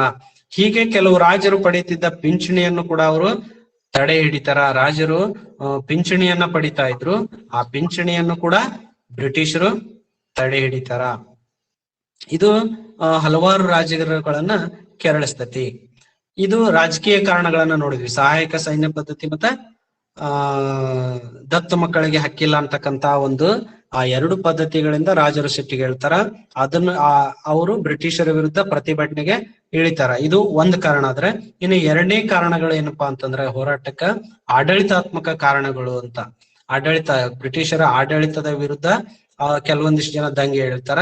ಅದನ್ನ ಆಡಳಿತಾತ್ಮಕ ಕಾರಣಗಳು ಅಂತ ನಾವು ಕರಿತೀವಿ. ನೋಡ್ರಿ, ಆಡಳಿತಾತ್ಮಕ ಅಂದ್ರ ಒಂದು ದೇಶದ ಅಥವಾ ಸಂಸ್ಥೆಯ ವ್ಯವಸ್ಥೆ ಮತ್ತು ಕಾರ್ಯಚಟುವಟಿಕೆಗಳನ್ನ ಹತೋಟಿಯಲ್ಲಿಡುವ ಅಂಗ. ನೋಡ್ರಿ, ಆಡಳಿತ ಅಂತಂದ್ರೆ ಏನು, ಆಡಳಿತಾತ್ಮಕ ಕಾರಣ ಅಂದ್ರೆ ಏನು. ಬ್ರಿಟಿಷರು ಏನ್ ಮಾಡಿದ್ರಪ್ಪ ಅಂದ್ರ, ಅವ್ರ ದೇಶ ಇಂಗ್ಲೆಂಡ್, ನಮ್ ದೇಶ ಭಾರತ. ಅವ್ರು ಬಂದಿದ್ದು ನಮ್ಮ ಭಾರತ ದೇಶಕ್ಕ. ಬಟ್ ಬೇರೆ ದೇಶದಿಂದ ಬಂದಂತ ಬ್ರಿಟಿಷರು ನಮ್ಮ ಭಾರತದೊಳಗ ನಮ್ಮಲ್ಲೇ ಇದ್ದು ನಮ್ಮ ಒಂದು ಕಾಯ್ದೆ ಕಾನೂನುಗಳನ್ನ ಬದಲಾವಣೆ ಮಾಡ್ತಾರ. ಈ ಕಾಯ್ದೆ ಕಾನೂನುಗಳನ್ನ ಬದಲಾವಣೆ ಮಾಡಿ ತಮಗ್ ಹೇಗ್ ಬೇಕೋ ತಮಗ್ ಅನುಕೂಲವಾಗುವಂತೆ ಮತ್ತ ನಮ್ಮ ಪ್ರಜೆಗಳನ್ನ ಶೋಷಣೆ ಮಾಡ್ತಕ್ಕಂತ ಒಂದು ಕಾನೂನುಗಳನ್ನ ಜಾರಿ ತಗೊಂಡ್ಬರ್ತಾರ. ಇವುಗಳನ್ನ ಇಲ್ಲಿರ್ತಕ್ಕಂತ ನಮ್ಮ ಪೂರ್ವಜರು ಒಪ್ಪೋದಿಲ್ಲ. ಇದರ ವಿರುದ್ಧ ದಂಗೆ ಹೇಳ್ತಾರ. ಇದು ಆಡಳಿತಾತ್ಮಕ ಕಾರಣ ಆಗ್ತೈತಿ. ನೋಡ್ರಿ, ಬ್ರಿಟಿಷ್ ಈಸ್ಟ್ ಇಂಡಿಯಾ ಕಂಪನಿ ಇರ್ತೈತಲ್ಲ, ಅದು ತಂದಂತ ಈ ಕಾಯ್ದೆಗಳು ಸಂಸ್ಥೆಯ ವ್ಯವಸ್ಥಾಪಕನಿಗೆ ಯಾವುದೇ ರೀತಿಯ ಆಡಳಿತಾತ್ಮಕ ಕೌಶಲ್ಯ ಇಲ್ಲ. ಈ ದೇಶದ ಪ್ರಧಾನ ಮಂತ್ರಿಯು ಅವರ ಆಡಳಿತಾತ್ಮಕ ನೀತಿಗಳಿಗೆ ಹೆಚ್ಚು ಜನಪ್ರಿಯರಾಗಿದ್ದಾರೆ ಅನ್ನೋ ಒಂದು ಕಾರಣಕ್ಕಾಗಿ ಅವರು ಹಲವಾರು ಕಾಯ್ದೆಗಳನ್ನ ಚೇಂಜ್ ಮಾಡ್ತಾ ಬರ್ತಾರ. ಇನ್ನು ಎರಡನೇ ಆಡಳಿತಾತ್ಮಕ ಕಾರಣ ಏನಪ್ಪಾ ಅಂತಂದ್ರ, ಬ್ರಿಟಿಷರು ಏನ್ ಮಾಡಿದ್ರು ಅಂತಂದ್ರ, ತಮ್ಮ ದೇಶದಿಂದ ಬಂದಂತವ್ರಿಗೆ ನಮ್ಮ ದೇಶದಲ್ಲಿ ಉನ್ನತವಾಗಿರ್ತಕ್ಕಂಥ ಹುದ್ದೆಗಳನ್ನ ಕೊಡ್ತಾರ. ಅವ್ರಿಗೆ ವಿದ್ಯೆ ಇರ್ಲಿ ಇಲ್ದೇ ಇರ್ಲಿ, ಅವ್ರಿಗೆ ಉನ್ನತ ಹುದ್ದೆಗಳನ್ನ, ಎಲ್ಲಾ ದೊಡ್ಡ ದೊಡ್ಡ ಅಧಿಕಾರಗಳನ್ನ ಬ್ರಿಟಿಷರಿಗೆ ಕೊಡ್ತಾರ. ಹಾಗೂ ಅವ್ರಿಗೆ ಯಾರಿಲ್ಲಿ ಸಪೋರ್ಟ್ ಮಾಡ್ತಿರ್ತಾರ ಅಂತವ್ರಿಗೆ ನೀಡ್ತಾರ. ಉಳಿದಂತೆ ನಮ್ಮ ಭಾರತೀಯರನ್ನ ಕಡೆಗಣಿಸ್ತಾರ. ನೋಡ್ರಿ, ಉನ್ನತ ದರ್ಜೆಯ ಎಲ್ಲಾ ಹುದ್ದೆಗಳನ್ನ ಯುರೋಪಿಯನ್ನರಿಗೆ ಅವರು ನೀಡುವಂತೆ ಆಡಳಿತಾತ್ಮಕ ವ್ಯವಸ್ಥೆಯಲ್ಲಿ ಬದಲಾವಣೆ ತರ್ತಾರ. ನಮ್ಮ ಭಾರತೀಯರಿಗೆ ಉನ್ನತ ಹುದ್ದೆಗಳಲ್ಲಿ ಅವಕಾಶಗಳನ್ನ ಕೊಡುದಿಲ್ಲ. ಏನ್ ಮಾಡ್ತಾರ ಅವರು, ಬರೀ ಕೆಳದರ್ಜೆಯ ಹುದ್ದೆಗಳನ್ನ, ಸೇವೆ ಮಾಡ್ತಕ್ಕಂತ ಹುದ್ದೆಗಳನ್ನ ಮಾತ್ರ ಭಾರತೀಯರಿಗೆ ನೀಡ್ತಾರ. ಉಳಿದಂತೆ ಎಲ್ಲಾ ಉನ್ನತ ಹುದ್ದೆಗಳನ್ನ ತಾವು ಅನುಭವಿಸ್ತಾರ, ತಮ್ಮವ್ರಿಗೆ ನೀಡ್ತಾರ. ಇದು ಕೂಡ ಏನಾಗ್ತತಿ ಅಂದ್ರ ದಂಗೆಗೆ ಕಾರಣ ಆಗ್ತತಿ. ಇನ್ನು ಎರಡನೇ ಆಡಳಿತಾತ್ಮಕ ಕಾರಣ ಏನಪ್ಪಾ ಅಂದ್ರ, ಇಂಗ್ಲಿಷ್ ನ್ಯಾಯಾಲಯಗಳ ನೋಡ್ರಿ, ಇಲ್ಲಿ ನಮ್ಮಲ್ಲಿರ್ತಕ್ಕಂಥ ಕೋರ್ಟ್ ನಲ್ಲಿ ಇಂಗ್ಲಿಷ್ ನ್ಯಾಯಾಂಗ ಭಾಷೆಯನ್ನಾಗಿ ಅವರು ಜಾರಿಗೆ ತರ್ತಾರ.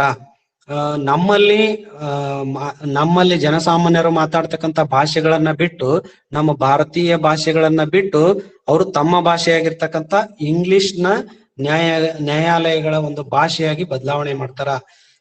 ಇದರಿಂದ ಭಾರತೀಯ ರಾಜರಿಗೆ ಮತ್ತು ಸಾಮಾನ್ಯ ಪ್ರಜೆಗಳಿಗೆ ಇಂಗ್ಲಿಷ್ ಅರ್ಥವಾಗದೆ ಹೋಗ್ತತಿ, ಅರ್ಥನೇ ಆಗುದಿಲ್ಲ. ಅವ್ರು ತಂದಂತ ಕಾಯ್ದೆಗಳು ಎಲ್ಲಾ ಇಂಗ್ಲಿಷ್ ನಲ್ಲಿ ಜಾರಿಗೆ ಮಾಡಕ್ ಹೊಂದಿರ್ತಾರ. ಇವು ಆಮೇಲೆ ನ್ಯಾಯ ನಿರ್ಣಯ ಮಾಡುದು, ಪ್ರತಿಯೊಂದು ಆಡಳಿತಾತ್ಮಕ ಎಲ್ಲದರಲ್ಲೂ ಇಂಗ್ಲಿಷ್ ಭಾಷೆಯನ್ನ ಅವ್ರು ಜಾರಿಗೆ ತಗೊಂಬಂದಾಗ ನಮ್ಮ ಭಾರತೀಯರಿಗೆ ಅದನ್ನ ಅರ್ಥ ಮಾಡ್ಕೊಳ್ಳೋದಕ್ಕ, ಅದರಲ್ಲೂ ಸಾಮಾನ್ಯ ಪ್ರಜೆಗಳಿಗೆ ಮತ್ತು ಹಲವಾರು ರಾಜರಿಗೆ ಅರ್ಥ ಮಾಡ್ಕೊಳ್ಳೋದಕ್ಕ ಸಾಧ್ಯ ಆಗುದಿಲ್ಲ. ಅವಾಗ ಏನ್ ಮಾಡ್ತಾರ, ಅವರು ಪ್ರತಿಭಟನೆಯನ್ನ ಮಾಡೋದಕ್ಕ ಪ್ರಾರಂಭ ಮಾಡ್ತಾರ. ಇದು ಎರಡನೇ ಆಡಳಿತಾತ್ಮಕ ಕಾರಣ ಆಯ್ತು. ಇನ್ನು ಇದುವರೆಗೂ ನಾವು ರಾಜಕೀಯ ಕಾರಣಗಳನ್ನ ನೋಡಿದ್ವಿ. 1857 ಪ್ರಥಮ ಸ್ವಾತಂತ್ರ್ಯ ಸಂಗ್ರಾಮಕ್ಕೆ ರಾಜಕೀಯ ಕಾರಣಗಳನ್ನ ನೋಡಿದ್ವಿ. ಎರಡನೇದಾಗಿ ಯಾವ ಕಾರಣ ನೋಡಿದ್ವಿ ಅಂತಂದ್ರೆ ಆಡಳಿತಾತ್ಮಕ ಕಾರಣಗಳನ್ನ ನೋಡಿದ್ವಿ. ಇನ್ನು ಮೂರನೇದಾಗಿ ಆರ್ಥಿಕ ಕಾರಣಗಳ ಬಗ್ಗೆ ತಿಳ್ಕೋಣ. ಅರ್ಥ ಅಂದ್ರ ಹಣ ಅಥವಾ ಸಂಪತ್ತು. ಹಣ ಸಂಪತ್ತಿನ ಒಂದು ಕಾರಣಗಳು ಏನಿದ್ವು ಅನ್ನೋದನ್ನ ನೋಡ್ತಾ ಹೋಗೋಣ. ನೋಡ್ರಿ, ಭಾರತದ ಆರ್ಥಿಕ ಮೂಲಗಳನ್ನ ಬ್ರಿಟಿಷರು ತಮ್ಮ ಸ್ವಂತ ಲಾಭಕ್ಕಾಗಿ ಉಪಯೋಗಿಸಿಕೊಂಡ್ರು. ನಮ್ಮಲ್ಲಿ ನಾ ಆಗ್ಲೇ ಹೇಳ್ದೆ, ನಮ್ಮ ಭಾರತ ಅತ್ಯಂತ ಸಂಪದ್ಭರಿತವಾಗಿರ್ತಕ್ಕಂತ ಒಂದು ರಾಷ್ಟ್ರ ಆಗಿತ್ತು. ಇಲ್ಲಿರ್ತಕ್ಕಂತಹ ಎಲ್ಲಾ ಆರ್ಥಿಕ ಸಂಪತ್ತನ್ನ ಅವರು ತಮ್ಮ ಅನುಕೂಲಕ್ಕಾಗಿ ಬಂದಂತ ಎಲ್ಲಾ ಹಣಕಾಸನ್ನ ಆದಾಯವನ್ನ ತಮಗೋಸ್ಕರ ಬಳಸ್ಕೊಳಕತ್ರ. ಅವರು ಇಲ್ಲಿರ್ತಕ್ಕಂಥ ಪ್ರಜೆಗಳಿಗಾಗ್ಲಿ ಈ ದೇಶದ ಅಭಿವೃದ್ಧಿಗಾಗ್ಲಿ ಅವರು ವಿನಿಯೋಗಿಸ್ಲಿಲ್ಲ. ಬಹಳಷ್ಟು ರಾಜರುಗಳು ಅವ್ರ ವಿರುದ್ಧ ದಂಗೆ ಹೇಳೋದಕ್ಕೆ ಕಾರಣ ಆಯ್ತು. ಇನ್ನ ಮತ್ತೊಂದು ಆರ್ಥಿಕ ಕಾರಣ ಏನಪ್ಪಾ ಅಂದ್ರ ಭಾರತದಲ್ಲಿರ್ತಕ್ಕಂತಹ ಸಾಮಾನ್ಯ ಜನರಿಗೆ, ಅದರಲ್ಲೂ ರೈತರಿಗೆ ಹೆಚ್ಚು ಹೆಚ್ಚು ಸುಂಕಗಳನ್ನ ವಿಧಿಸಿದ್ರು.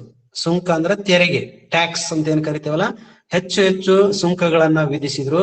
ಇದರಿಂದ ಬಹಳಷ್ಟು ರೈತರು ಆ ಒಂದು ತೆರಿಗೆಯನ್ನ ಭರಿಸೋದಕ್ಕ ಆಗ್ಲಾರ್ದೆ ತಮ್ಮ ಜಮೀನುಗಳನ್ನ ಕೂಡ ಕಳ್ಕೊಂಡ್ರು. ಹಾಗೂ ಅವರಿಂದ ಆಗಿರ್ತಕ್ಕಂಥ ಸಾಲವನ್ನ ಮರುಪಾವತಿಸಲಾಗದೆ ತಮ್ಮ ಇದ್ದಂತ ಎಲ್ಲಾ ಭೂಮಿಗಳನ್ನ ಕಳ್ಕೊಂಡ್ರು. ನೀವೀಗಾಗ್ಲೇ ಹಲವಾರು ಚಲನಚಿತ್ರಗಳಲ್ಲಿ ನೋಡಿರ್ಬೋದು. ಇದು ಸ್ವಾತಂತ್ರ್ಯೋತ್ಸವ ದಿನಾಚರಣೆಯ ದಿವಸ ನಮ್ಗ ಟಿವಿ ಒಳಗ ಪ್ರಸಾರ ಆಗ್ತಾವ. ಅವತ್ತು ಸ್ವಾತಂತ್ರ್ಯಕ್ಕೆ ಸಂಬಂಧಪಟ್ಟಂತಹ ಚಲನಚಿತ್ರಗಳು ಪ್ರಸಾರ ಆಗ್ತಾವ. ಅಂತ ಸಂದರ್ಭದೊಳಗ ಅವರು ಕೆಲವೊಂದಿಷ್ಟು ಹೋರಾಟಗಳ ಅಥವಾ ಅವ್ರು ಮಾಡಿರ್ತಕ್ಕಂಥ ಕಾಯ್ದೆ ಕಾನೂನುಗಳನ್ನ, ಈಗ ನಾವು ಇದಕ್ಕೊಂದು ಎಕ್ಸಾಂಪಲ್ ಹೇಳ್ಬೇಕಂತಂದ್ರ, ನಮ್ಮಲ್ಲಿ ಸಂಗೊಳ್ಳಿ ರಾಯಣ್ಣ ಸಿನಿಮಾ ಬಂತಲ್ಲ, ಅದರಲ್ಲಿ ಬ್ರಿಟಿಷರ ವಿರುದ್ಧ ಕಿತ್ತೂರಾಣಿ ಚೆನ್ನಮ್ಮ ಹಾಗೂ ಸಂಗೊಳ್ಳಿ ರಾಯಣ್ಣ ಹೋರಾಟ ಮಾಡ್ತಕ್ಕಂತ ಒಂದು ಸಂದರ್ಭದೊಳಗ ಅವ್ರು ಯಾಕೆ ಹೋರಾಟ ಮಾಡಿದ್ರ ಅಂದ್ರ ಅವರ ಒಂದು ಕಾಯ್ದೆ ಕಾನೂನುಗಳನ್ನ ವಿರೋಧಿಸಿನೇ. ಅದರಲ್ಲೂ ಮುಖ್ಯವಾಗಿ ರಾಜಕೀಯ ಕಾರಣ ಮೊದಲ ಬಂತಲ್ಲ, ದತ್ತು ಮಕ್ಕಳಿಗೆ ಹಕ್ಕಿಲ್ಲ ಅಂತಕ್ಕಂಥದ್ದು, ಆ ಒಂದು ಕಾಯ್ದೆಯನ್ನ ವಿರೋಧಿಸಿನೇ ಆಗಿರ್ತಕ್ಕಂತ ಹೋರಾಟ ಅದು. ಹೀಗೆ ಅವರ ಒಂದು ನೀತಿಗಳಿಂದ ನಮ್ಮ ರಾಜರು ಹಾಗೂ ನಮ್ಮ ರೈತರು ತಮ್ಮ ತಮ್ಮ ಭೂಮಿಗಳನ್ನ, ಇದ್ದಂತಹ ಭೂಮಿಗಳನ್ನ, ಆಸ್ತಿ ಪಾಸ್ತಿಗಳನ್ನ ಕಳೆದುಕೊಳ್ತಾರ. ಇದು ಕೂಡ ಹೋರಾಟಕ್ಕ ಒಂದು ಕಾರಣ ಆಗ್ತತಿ. ಇನ್ನ ಬಹಳಷ್ಟು ನೋಡ್ರಿ, ನಮ್ ದೇಶದಲ್ಲಿ ಅವಾಗ ನಮ್ ದೇಶ ಹೇಗಪ್ಪಾ ಅಂತಂದ್ರ ಮಾನ್ಸೂನ್ ಜೊತೆಗೆ ಆಡ್ತಕ್ಕಂತ ಒಂದು ಜೂಜಾಟ. ನಮ್ಮ ಇಲ್ಲಿಯ ವಾಯುಗುಣ ಮಾನ್ಸೂನ್ ಜೊತೆಗೆ ಆಡುವ ಒಂದು ಜೂಜಾಟ ಇದ್ದಂತೆ. ಮಳೆ ಇವತ್ತು ಬರುತ್ತಂದ್ರ ಬರುದಿಲ್ಲ, ಒಂದ್ ವಾರ ಬಿಟ್ಟು ಬರ್ತೈತಿ. ಅಥವಾ ರೈತರು ಬೆಳೆಯನ್ನ ಬೆಳಿತಿರ್ತಾರ, ಬಿತ್ತೋ ಟೈಮ್ದೊಳಗ ಮಳೆ ಬರುದಿಲ್ಲ, ಹೇಗೋ ಬಿತ್ತಿರ್ತಾರ, ಸ್ವಲ್ಪ ಬೆಳೆ ಬರೋ ಟೈಮ್ದೊಳಗ ಸಿಕ್ಕಾಬಟ್ಟೆ ಮಳೆ ಸುರಿದು ಎಲ್ಲಾ ಕೊಚ್ಕೊಂಡ್ ಹಾಳಾಗ ಹೋಗ್ಬಿಡ್ತೈತಿ. ಇದು ಒಂಥರ ಏನಪ್ಪಾ ಅಂದ್ರ ನಮ್ಮ ರೈತರು ಈ ಮಾನ್ಸೂನ್ ಮಳೆ, ನಮ್ದು ಮಾನ್ಸೂನ್ ವಾಯುಗುಣ, ಈ ಮಾನ್ಸೂನ್ ಮಾನ್ಸೂನ್ ಮಾರುತಗಳು ಹೊತ್ತು ತರ್ತಕ್ಕಂತ ಮಳೆಯಿಂದ ನಮ್ಮ ಇಡೀ ದೇಶಕ್ಕೆ ಮಳೆ ಹೆಚ್ಚಾಗಿ ಸುರಿತೈತಿ. ಈ ಮಾನ್ಸೂನ್ ಮಾರುತಗಳು ಒಂದ್ಸಲ ಮಳೆ ಬರ್ಬೇಕಾದ ಸಂದರ್ಭದೊಳಗ ಮಳೆಯನ್ನ ಸುರಿಸೋದಿಲ್ಲ. ನಮ್ಗೆ ಅವಶ್ಯ ಇಲ್ಲದೆ ಇರುವಾಗ ಯಥೇಚ್ಛವಾಗಿ ಮಳೆಯನ್ನ ಸುರಿಸಿ ಇದ್ದ ಬದ್ದ ಆಸ್ತಿ ಪಾಸ್ತಿ ಬೆಳೆಯನ್ನೆಲ್ಲ ನಾಶ ಮಾಡಿಬಿಡ್ತೈತಿ. ಅದಕ್ಕ ನಮ್ಮ ದೇಶವನ್ನ, ಅದ್ರಲ್ಲೂ ರೈತರ ಒಂದು ಜೀವನ ಹೆಂಗಿರ್ತೈತಿ ಅಂದ್ರ ಮಾನ್ಸೂನ್ ಮಳೆ ಜೊತೆಗೆ ಆಡ್ತಕ್ಕಂತ ಒಂದು ಜೂಜಾಟ ಇದ್ದಂಗ. ಕರೆಕ್ಟ್ ಆಗಿ ಬಂದ್ರೆ ಲಾಟ್ರಿ ಹೊಡೆದಂಗ ಬೆಳೆ ಬರ್ತೈತಿ, ಇಲ್ಲ ಅಂತಂದ್ರ ಬರಗಾಲ, ಇಲ್ಲ ಅಂದ್ರ ಅತಿವೃಷ್ಟಿ ಅನಾವೃಷ್ಟಿ, ಇಂತ ಒಂದು ಪರಿಸ್ಥಿತಿಗಳ ನಮ್ಮ ದೇಶದಲ್ಲಿ ಹಾಗೂ ನಮ್ಮ ರೈತರು ಅನುಭವಿಸೋದು ಬಹಳ.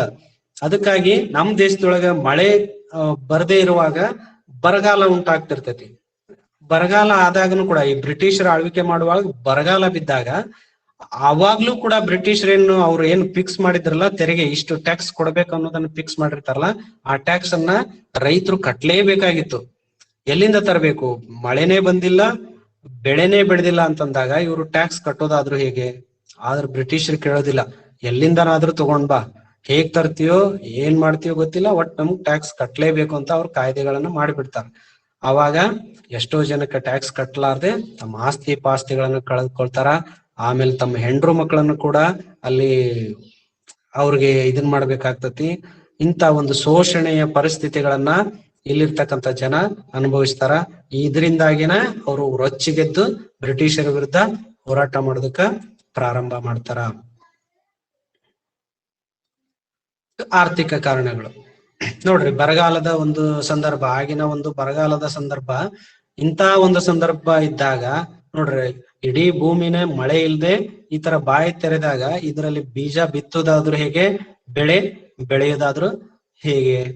ಆದ್ರ ಇದನ್ನೆಲ್ಲ ಅವರು ಬ್ರಿಟಿಷರು ಕೇಳ್ತಾ ಇರ್ಲಿಲ್ಲ, ಟ್ಯಾಕ್ಸ್ ಕಟ್ಲೇಬೇಕು ಅಂತ ಕಾಯ್ದೆಯನ್ನ ಮಾಡ್ತಿದ್ರು. ಹಾಗಾಗಿ ಬಹಳಷ್ಟು ರೈತರು ಟ್ಯಾಕ್ಸ್ ಕಟ್ಟೋದಕ್ಕಾಗದೆ ತಮ್ಮ ಭೂಮಿಯನ್ನ, ತಮ್ಮ ಜೀವನವನ್ನ ಕಳೆದುಕೊಳ್ತಾರ. ಇದು ಕೂಡ ಒಂದು ಹೋರಾಟಕ್ಕೆ ಕಾರಣ ಆಗ್ತೈತಿ. ಇನ್ನ ನಂತರದ ಒಂದು ಕಾರಣ ಏನಪ್ಪಾ ಅಂತಂದ್ರ ಬ್ರಿಟಿಷರ ವ್ಯಾಪಾರ ಹಿತಾಸಕ್ತಿಗಳಿಂದಾಗಿ ಕಾರ್ಖಾನೆಗಳಲ್ಲಿ ಸರಕುಗಳ ದೊಡ್ಡ ಪ್ರಮಾಣದ ಉತ್ಪಾದನೆ, ಗುಡಿ ಕೈಗಾರಿಕೆಗಳು ಅವನತಿಯನ್ನ ಹೊಂತಾವ್. ನೋಡ್ರಿ ಗುಡಿ ಕೈಗಾರಿಕೆ ನಮ್ಮ ಭಾರತ ದೇಶದಲ್ಲಿ ಅವಾಗ ಹೆಚ್ಚಾನೆಚ್ಚು ಗುಡಿ ಕೈಗಾರಿಕೆಗಳಂದ್ರೆ ಕೈಯಿಂದ ಮಾಡ್ತಕ್ಕಂಥದ್ದು ಸಣ್ಣ ಸಣ್ಣ ಸಣ್ಣ ಪುಟ್ಟ ಮನೆಗಳಲ್ಲಿ ಸಣ್ಣ ಸಣ್ಣ ಒಂದು ಕಂಪ್ನಿ ಫ್ಯಾಕ್ಟರಿ ಈ ತರ ಮಾಡ್ಕೊಂಡು ಹೆಚ್ಚಾನೆಚ್ಚು ತಮ್ಮ ಮನೆಗಳಲ್ಲಿನ ಎಲ್ಲವನ್ನ ತಯಾರು ಮಾಡ್ತಿದ್ರು. ಇವಕ್ಕ ಗುಡಿ ಕೈಗಾರಿಕೆಗಳು ಅಂತ ಕರಿತಾ ಇದ್ವಿ. ನೋಡ್ರಿ ಗುಡಿ ಕೈಗಾರಿಕೆಗಳಂದ್ರೆ ಮನೆಯಲ್ಲೇ ನಡೆಸುತ್ತಿದ್ದ ಸಣ್ಣ ಪುಟ್ಟ ವ್ಯಾಪಾರಗಳಿಗೆ ಗುಡಿ ಕೈಗಾರಿಕೆಗಳು ಅಂತ ಕರಿತೀವಿ. ಮುಖ್ಯವಾಗಿ ಈಗ ಕುಂಬಾರಿಕೆ, ಬಡಿಗೆತನ, ಬುಟ್ಟಿ ಹೆಣೆಯುವುದು, ಜಲ್ಲಿ, ನಾವೇನು ರೈತರು ಬುಟ್ಟಿ ತಗೊಂಡ್ ಬರ್ತಾರ ಜಲ್ಲಿ ಅಂತ ಕರಿತೀವಲ್ಲ, ಕಸ ಚೆಲ್ಲಕ್ ಜಲ್ಲಿ ಆಯ್ತು, ಬುಟ್ಟಿ ಆಯ್ತು, ಇವುಗಳನ್ನೆಲ್ಲ ಆಮೇಲೆ ನೇಕಾರರು ತಮ್ಮ ಮನೆಗಳಲ್ಲಿ ಬಟ್ಟೆಗಳನ್ನ ನೇಯ್ದು ಮಾರಾಟ ಮಾಡ್ತಾ ಇದ್ರು. ಇಂತ ಒಂದು ಈ ಗುಡಿ ಕೈಗಾರಿಕೆಗಳು ಬ್ರಿಟಿಷರಿಂದ ನಾಶ ಆಗಿ ಹೋಗ್ಬಿಡ್ತಾವು. ಯಾಕಂದ್ರ ಅವ್ರೇನ್ ಮಾಡ್ತಿದ್ರು, ನಮ್ಮ ಭಾರತದಲ್ಲಿ ಬೆಳೆದಿರ್ತಕ್ಕಂತ ಬೆಳೆಗಳನ್ನ, ಕಚ್ಚಾ ವಸ್ತುಗಳನ್ನ ತಮ್ಮ ದೇಶಕ್ಕೆ ಕಳಿಸ್ತಾ ಇದ್ರು, ರಫ್ತು ಮಾಡ್ತಿದ್ರು ಅಲ್ಲಿಗೆ. ಇಲ್ಲಿ ಬೆಳೆದಂತ ಉದಾಹರಣೆಗೆ ಹತ್ತಿ, ನಮ್ಮ ಭಾರತ ಅತಿ ಹೆಚ್ಚಾಗಿ ಹತ್ತಿಯನ್ನ ಬೆಳೀತಾ ಇತ್ತು. ಆ ಹತ್ತಿಯನ್ನ ಏನ್ ಮಾಡ್ತಿದ್ರು ಅವರು ಇಲ್ಲಿಂದ ರೈತರಿಂದ ಕೇವಲ ಕೆಲವು ಕನಿಷ್ಠ ಬೆಲೆಗೆ ಅದನ್ನ ಕೊಳ್ತಾ ಇದ್ರು. ಕೊಂಡು ಅದನ್ನ ತಮ್ಮ ದೇಶಕ್ಕೆ ಕಳಿಸ್ತಾ ಇದ್ರು, ಇಂಗ್ಲೆಂಡ್ಗೆ ಕಳಿಸಿ ಅಲ್ಲಿ ಅದನ್ನ ಏನ್ ಮಾಡ್ತಿದ್ರು, ನೂಲಾಗಿ ಅದನ್ನ ಬಟ್ಟೆಯಾಗಿ ತಯಾರು ಮಾಡಿ ಮತ್ತೆ ವಾಪಸ್ ನಮಗೆ ತಗೊಂಬಂದು ಅತಿ ಹೆಚ್ಚಿನ ಬೆಲೆಗೆ ಮಾರಾಟ ಮಾಡ್ತಾ ಇದ್ರು. ಇದರಿಂದಾಗಿ ಏನಾಯ್ತು ಅಂತಂದ್ರ ಅವರು ಅಲ್ಲಿಂದ ತಯಾರು ಮಾಡ್ಕೊಂಡು ಬಟ್ಟೆಗಳದ್ದು ಏನ್ ತಗೊಂಬರ್ತಿದ್ರಲ್ಲ, ಫ್ಯಾಕ್ಟರಿಯಲ್ಲಿ ಸಿದ್ಧ ಆಗಿರ್ತಕ್ಕಂತ ಬಟ್ಟೆಗಳು ಬಹಳಷ್ಟು ಚೆನ್ನಾಗಿರ್ತಿದ್ವು. ಅವುಗಳಿಗೆ ಜನ ಮನಸೋಲಾಕತ್ರು. ಅದರಿಂದ ಏನಾಯ್ತು, ಇಲ್ಲಿ ಕೈಯಿಂದ ನೇಯ್ದಿರ್ತಕ್ಕಂತ ಬಟ್ಟೆಗಳು ಯಾರು ಕೊಳ್ಳದೆ ಇದ್ದಾಗ ಇಲ್ಲಿರ್ತಕ್ಕಂತ ಸಾಕಷ್ಟು ನೇಕಾರರು ಕಷ್ಟಗಳನ್ನ ಅನುಭವಿಸಿದ್ರು. ಹಾಗೆ ಈ ಬುಟ್ಟಿಗಳಾಗ್ಲಿ ಎಲ್ಲಾ ವಸ್ತುಗಳನ್ನು ಕೂಡ ಅವರು ತಮ್ಮಿಂದ ಬಹಳ ತಗೊಂಡ್ ಬಂದು ಇಲ್ಲಿ ಮಾರಾಟ ಮಾಡ್ತಾ ಇದ್ರು. ಅದನ್ನ ಆವಾಗ ನಮ್ಮ ಗುಡಿ ಕೈಗಾರಿಕೆಗಳು ಏನಾದ್ವು, ಬಹಳಷ್ಟು ನಾಶ ಆದ್ವು. ಇದರಿಂದ ಕೂಡ ಸಣ್ಣ ಪುಟ್ಟ ಈ ಮನೆಯಲ್ಲೇ ತಯಾರು ಮಾಡಿ ಮಾರ್ತಕ್ಕಂತ ವ್ಯಾಪಾರಿಗಳಿಗೆ ಬಹಳಷ್ಟು ನಷ್ಟ ಆಗ್ತತಿ. ಇದು ಕೂಡ ಒಂದು ಆರ್ಥಿಕ ಕಾರಣ. ಈ ಎಲ್ಲಾ ಆರ್ಥಿಕ ಕಾರಣಗಳಿಂದಾಗಿ ದೇಶವು ಬಹಳಷ್ಟು ದುರ್ಬಲ ಆಯ್ತು. ಸಂಪತ್ತು ನೋಡ್ರಿ, ಏನೇ ಇದ್ರು ಬ್ರಿಟಿಷರಿಂದನೇ ಕೊಳ್ಬೇಕಾಗಿತ್ತು. ಎಲ್ಲಾ ಲಾಭನೂ ಕೂಡ ಬ್ರಿಟಿಷರಿಗೆ ಹೋಗ್ತಾ ಇತ್ತು. ಬಟ್ ಆ ಲಾಭವನ್ನ ಅವರು ನಮ್ಮ ದೇಶಕ್ಕಾಗಿ ಉಪಯೋಗ ಮಾಡ್ತಿರ್ಲಿಲ್ಲ. ಅವರು ತಮ್ಮ ದೇಶಕ್ಕೆ ಅದರ ಲಾಭಾಂಶವನ್ನೆಲ್ಲ ತಮ್ಮ ದೇಶಕ್ಕೆ ಕಳಿಸ್ತಾ ಇದ್ರು. ಇದರಿಂದಾಗಿ ನಮ್ಮ ದೇಶದ ಸಂಪತ್ತೆಲ್ಲ ಬ್ರಿಟನ್ಗೆ ಹೋಗ್ತಿತ್ತು, ಇಂಗ್ಲೆಂಡ್ಗೆ ಹೋಗ್ತಿತ್ತು. ಅವರು ಶ್ರೀಮಂತರಾದ್ರೆ ವಿನಃ ನಮ್ಮಲ್ಲಿ ಇರ್ತಕ್ಕಂಥ ಎಲ್ಲಾ ಸಂಪತ್ತು ಹೀಗೆ ಹೋಗಿ ಹೋಗಿ ಹೋಗಿ ಕೊನೆಗೆ ನಮ್ಮ ದೇಶ ಎಲ್ಲಾ ದುರ್ಬಲ ಆಗ್ತೈತಿ. ಇಲ್ಲಿರ್ತಕ್ಕಂಥ ಜನರು ಎಲ್ಲಾ ತೆರಿಗೆಗಳನ್ನ ಕಟ್ಟಿ ಕಟ್ಟಿ ಕಟ್ಟಿ ಎಲ್ಲಾ ಸಂಪತ್ತು ಕೂಡ ನಮ್ಮಲ್ಲಿರ್ತಕ್ಕಂಥ ಎಲ್ಲಾ ಸಂಪತ್ತು ಬ್ರಿಟಿಷರೇ ದೋಚ್ಕೊಂಡು ತಮ್ಮ ದೇಶಕ್ಕೆ ಸಾಗಾಟ ಮಾಡ್ತಾರೆ. ಇದರಿಂದಾಗಿ ನಮ್ಮ ದೇಶ ಬಹಳಷ್ಟು ದುರ್ಬಲ ಆಗ್ತೈತಿ. ಸಾಮಾನ್ಯ ಜನರಲ್ಲಿ ಬ್ರಿಟಿಷರ ವಿರುದ್ಧ ದ್ವೇಷ ಭಾವನೆ ಉಂಟಾಗ್ತೈತಿ. ಜನಸಾಮಾನ್ಯರು ಇದರಿಂದ ಬಹಳಷ್ಟು ಸಿಟ್ಟಿಗೇಳ್ತಾರ. ಇಲ್ಲಿ ಇವ್ರ ಹತ್ರನೇ ಎಲ್ಲಾ ರೈತರ ಆಸ್ತಿ ಪಾಸ್ತಿಗಳನ್ನೆಲ್ಲ ಕಳ್ಕೊಂಡ್ಮೇಲೆ ಕೊನೆಗೆ ಯಾವ ಮಟ್ಟಕ್ಕೆ ಬರ್ತಾರ ಅಂದ್ರೆ, ಇಲ್ಲಿ ನಮ್ಮ ದೇಶದಲ್ಲಿರ್ತಕ್ಕಂತ ಪ್ರಜೆಗಳು ಇವ್ರನ್ನ ನಾವು ಎದುರಿಸ್ಲೇಬೇಕು, ಇಲ್ಲ ಅಂತಂದ್ರೆ ನಮ್ಗೆ ಗುಳಿಗಾಲಿಲ್ಲ ಅನ್ನುವಂತ ಒಂದು ಮನಸ್ಥಿತಿಗೆ ಬರ್ತಾರ, ಹೋರಾಟಕ್ಕ ತಯಾರಾಗ್ತಾರ. ಇದು ಆರ್ಥಿಕ ಕಾರಣಗಳನ್ನ ನೋಡಿದ್ವಿ, ರಾಜಕೀಯ ಕಾರಣಗಳನ್ನ ನೋಡಿದ್ವಿ, ಆಡಳಿತಾತ್ಮಕ ಕಾರಣಗಳನ್ನ ನೋಡಿದ್ವಿ, ಆರ್ಥಿಕ ಕಾರಣಗಳನ್ನ ನೋಡಿದ್ವಿ. ಇನ್ನು ಸಾಮಾಜಿಕ ಕಾರಣಗಳನ್ನ ನೋಡ್ರಿ. ಇದು ಬಹಳಷ್ಟು ಇಂಪಾರ್ಟೆಂಟ್. ನೋಡ್ರಿ, ಅವ್ರು ಎಷ್ಟು ನಮ್ಮನ್ನ ಕೆಟ್ಟದಾಗಿ ನಡೆಸ್ಕೊಳ್ತಿದ್ರು ಅನ್ನೋದಕ್ಕ ಈ ಸಾಮಾಜಿಕ ಕಾರಣಗಳನ್ನ ನೋಡ್ರಿ. ನಾವು ನೋಡ್ರಿ, ಬ್ರಿಟಿಷರು ತಾವೇ ಉನ್ನತರೆಂದು ಪರಿಗಣಿಸ್ತಿದ್ರು. ನೋಡ್ರಿ, ಬ್ರಿಟಿಷರು ತಾವೇ ಶ್ರೇಷ್ಠರು, ತಾವೇ ದೊಡ್ಡವರು, ತಾವೇ ಎಲ್ಲಾ ಉನ್ನತ ಹುದ್ದೆ ಗಿದ್ದೆ ಎಲ್ಲದಕ್ಕೂ ನಾವೇ ಶ್ರೇಷ್ಠರು, ನಾವೇ ದೊಡ್ಡವರು ಅಂತ. ಭಾರತೀಯರು ಅನಾಗರಿಕರು ಮತ್ತು ಯಾವುದೇ ಸಂಸ್ಕೃತಿ ಗೊತ್ತಿಲ್ಲದೆ ಇರ್ತಕ್ಕಂತ ಜನ ಅಂತೇಳಿ ಕರಿತಿದ್ರು. ಅವ್ರು ಭಾರತೀಯರನ್ನು ಬಹಳ ತುಚ್ಛವಾಗಿ ಕಾಣ್ತಿದ್ರು. ಅವ್ರು ಇವ್ರೇನು ಗೊತ್ತೇ ಇಲ್ಲ, ಇವ್ರ ಒಂಥರ ಅನಾಗರಿಕರು, ಇವ್ರಿಗೇನು ಸಂಸ್ಕೃತಿನೇ ಗೊತ್ತಿಲ್ಲ ಅಂತೇಳಿ ಕರಿತಾ ಇದ್ರು. ಹಾಗೆ ಇಡೀ ಜಗತ್ತಿನಲ್ಲಿ ಬೇರೆಯವರಿಗಿಂತ ನಾವೇ ಶ್ರೇಷ್ಠರು ಅಂತ ತಿಳ್ಕೊಂಡಿದ್ರು ಅವ್ರು ಬ್ರಿಟಿಷರು. ಉಳಿದವರನ್ನ ಅನಾಗರಿಕರು, ಒರಟರು ಅಂತೇಳಿ ಅವ್ರಿಗೆ ಕರಿತಿದ್ರು. ಅವರನ್ನ ಗಾಬರಿಗೊಳಿಸ್ತಾ ಇದ್ರು, ಅವ್ರಿಗೆ ಹೀಯಾಳಿಸ್ತಾ ಇದ್ರು. ನೆಕ್ಸ್ಟ್ ಕಾರಣ ನೋಡ್ರಿ, ಭಾರತೀಯರನ್ನ ಇನ್ನೂ ಎಷ್ಟು ಕೇವಲವಾಗಿ ನೋಡ್ತಿದ್ರ ಅಂದ್ರ ಅವರು ಭಾರತೀಯರನ್ನ ಹಂದಿಗಳು ಅಂತ ಕರಿತಿದ್ರು. ಕರೆ ಹಂದಿಗಳು, ಕರಿಯರು, ಕರೆ ಹಂದಿಗಳು ಅಂತ ಅವರು ಕರಿತಾ ಇದ್ರು.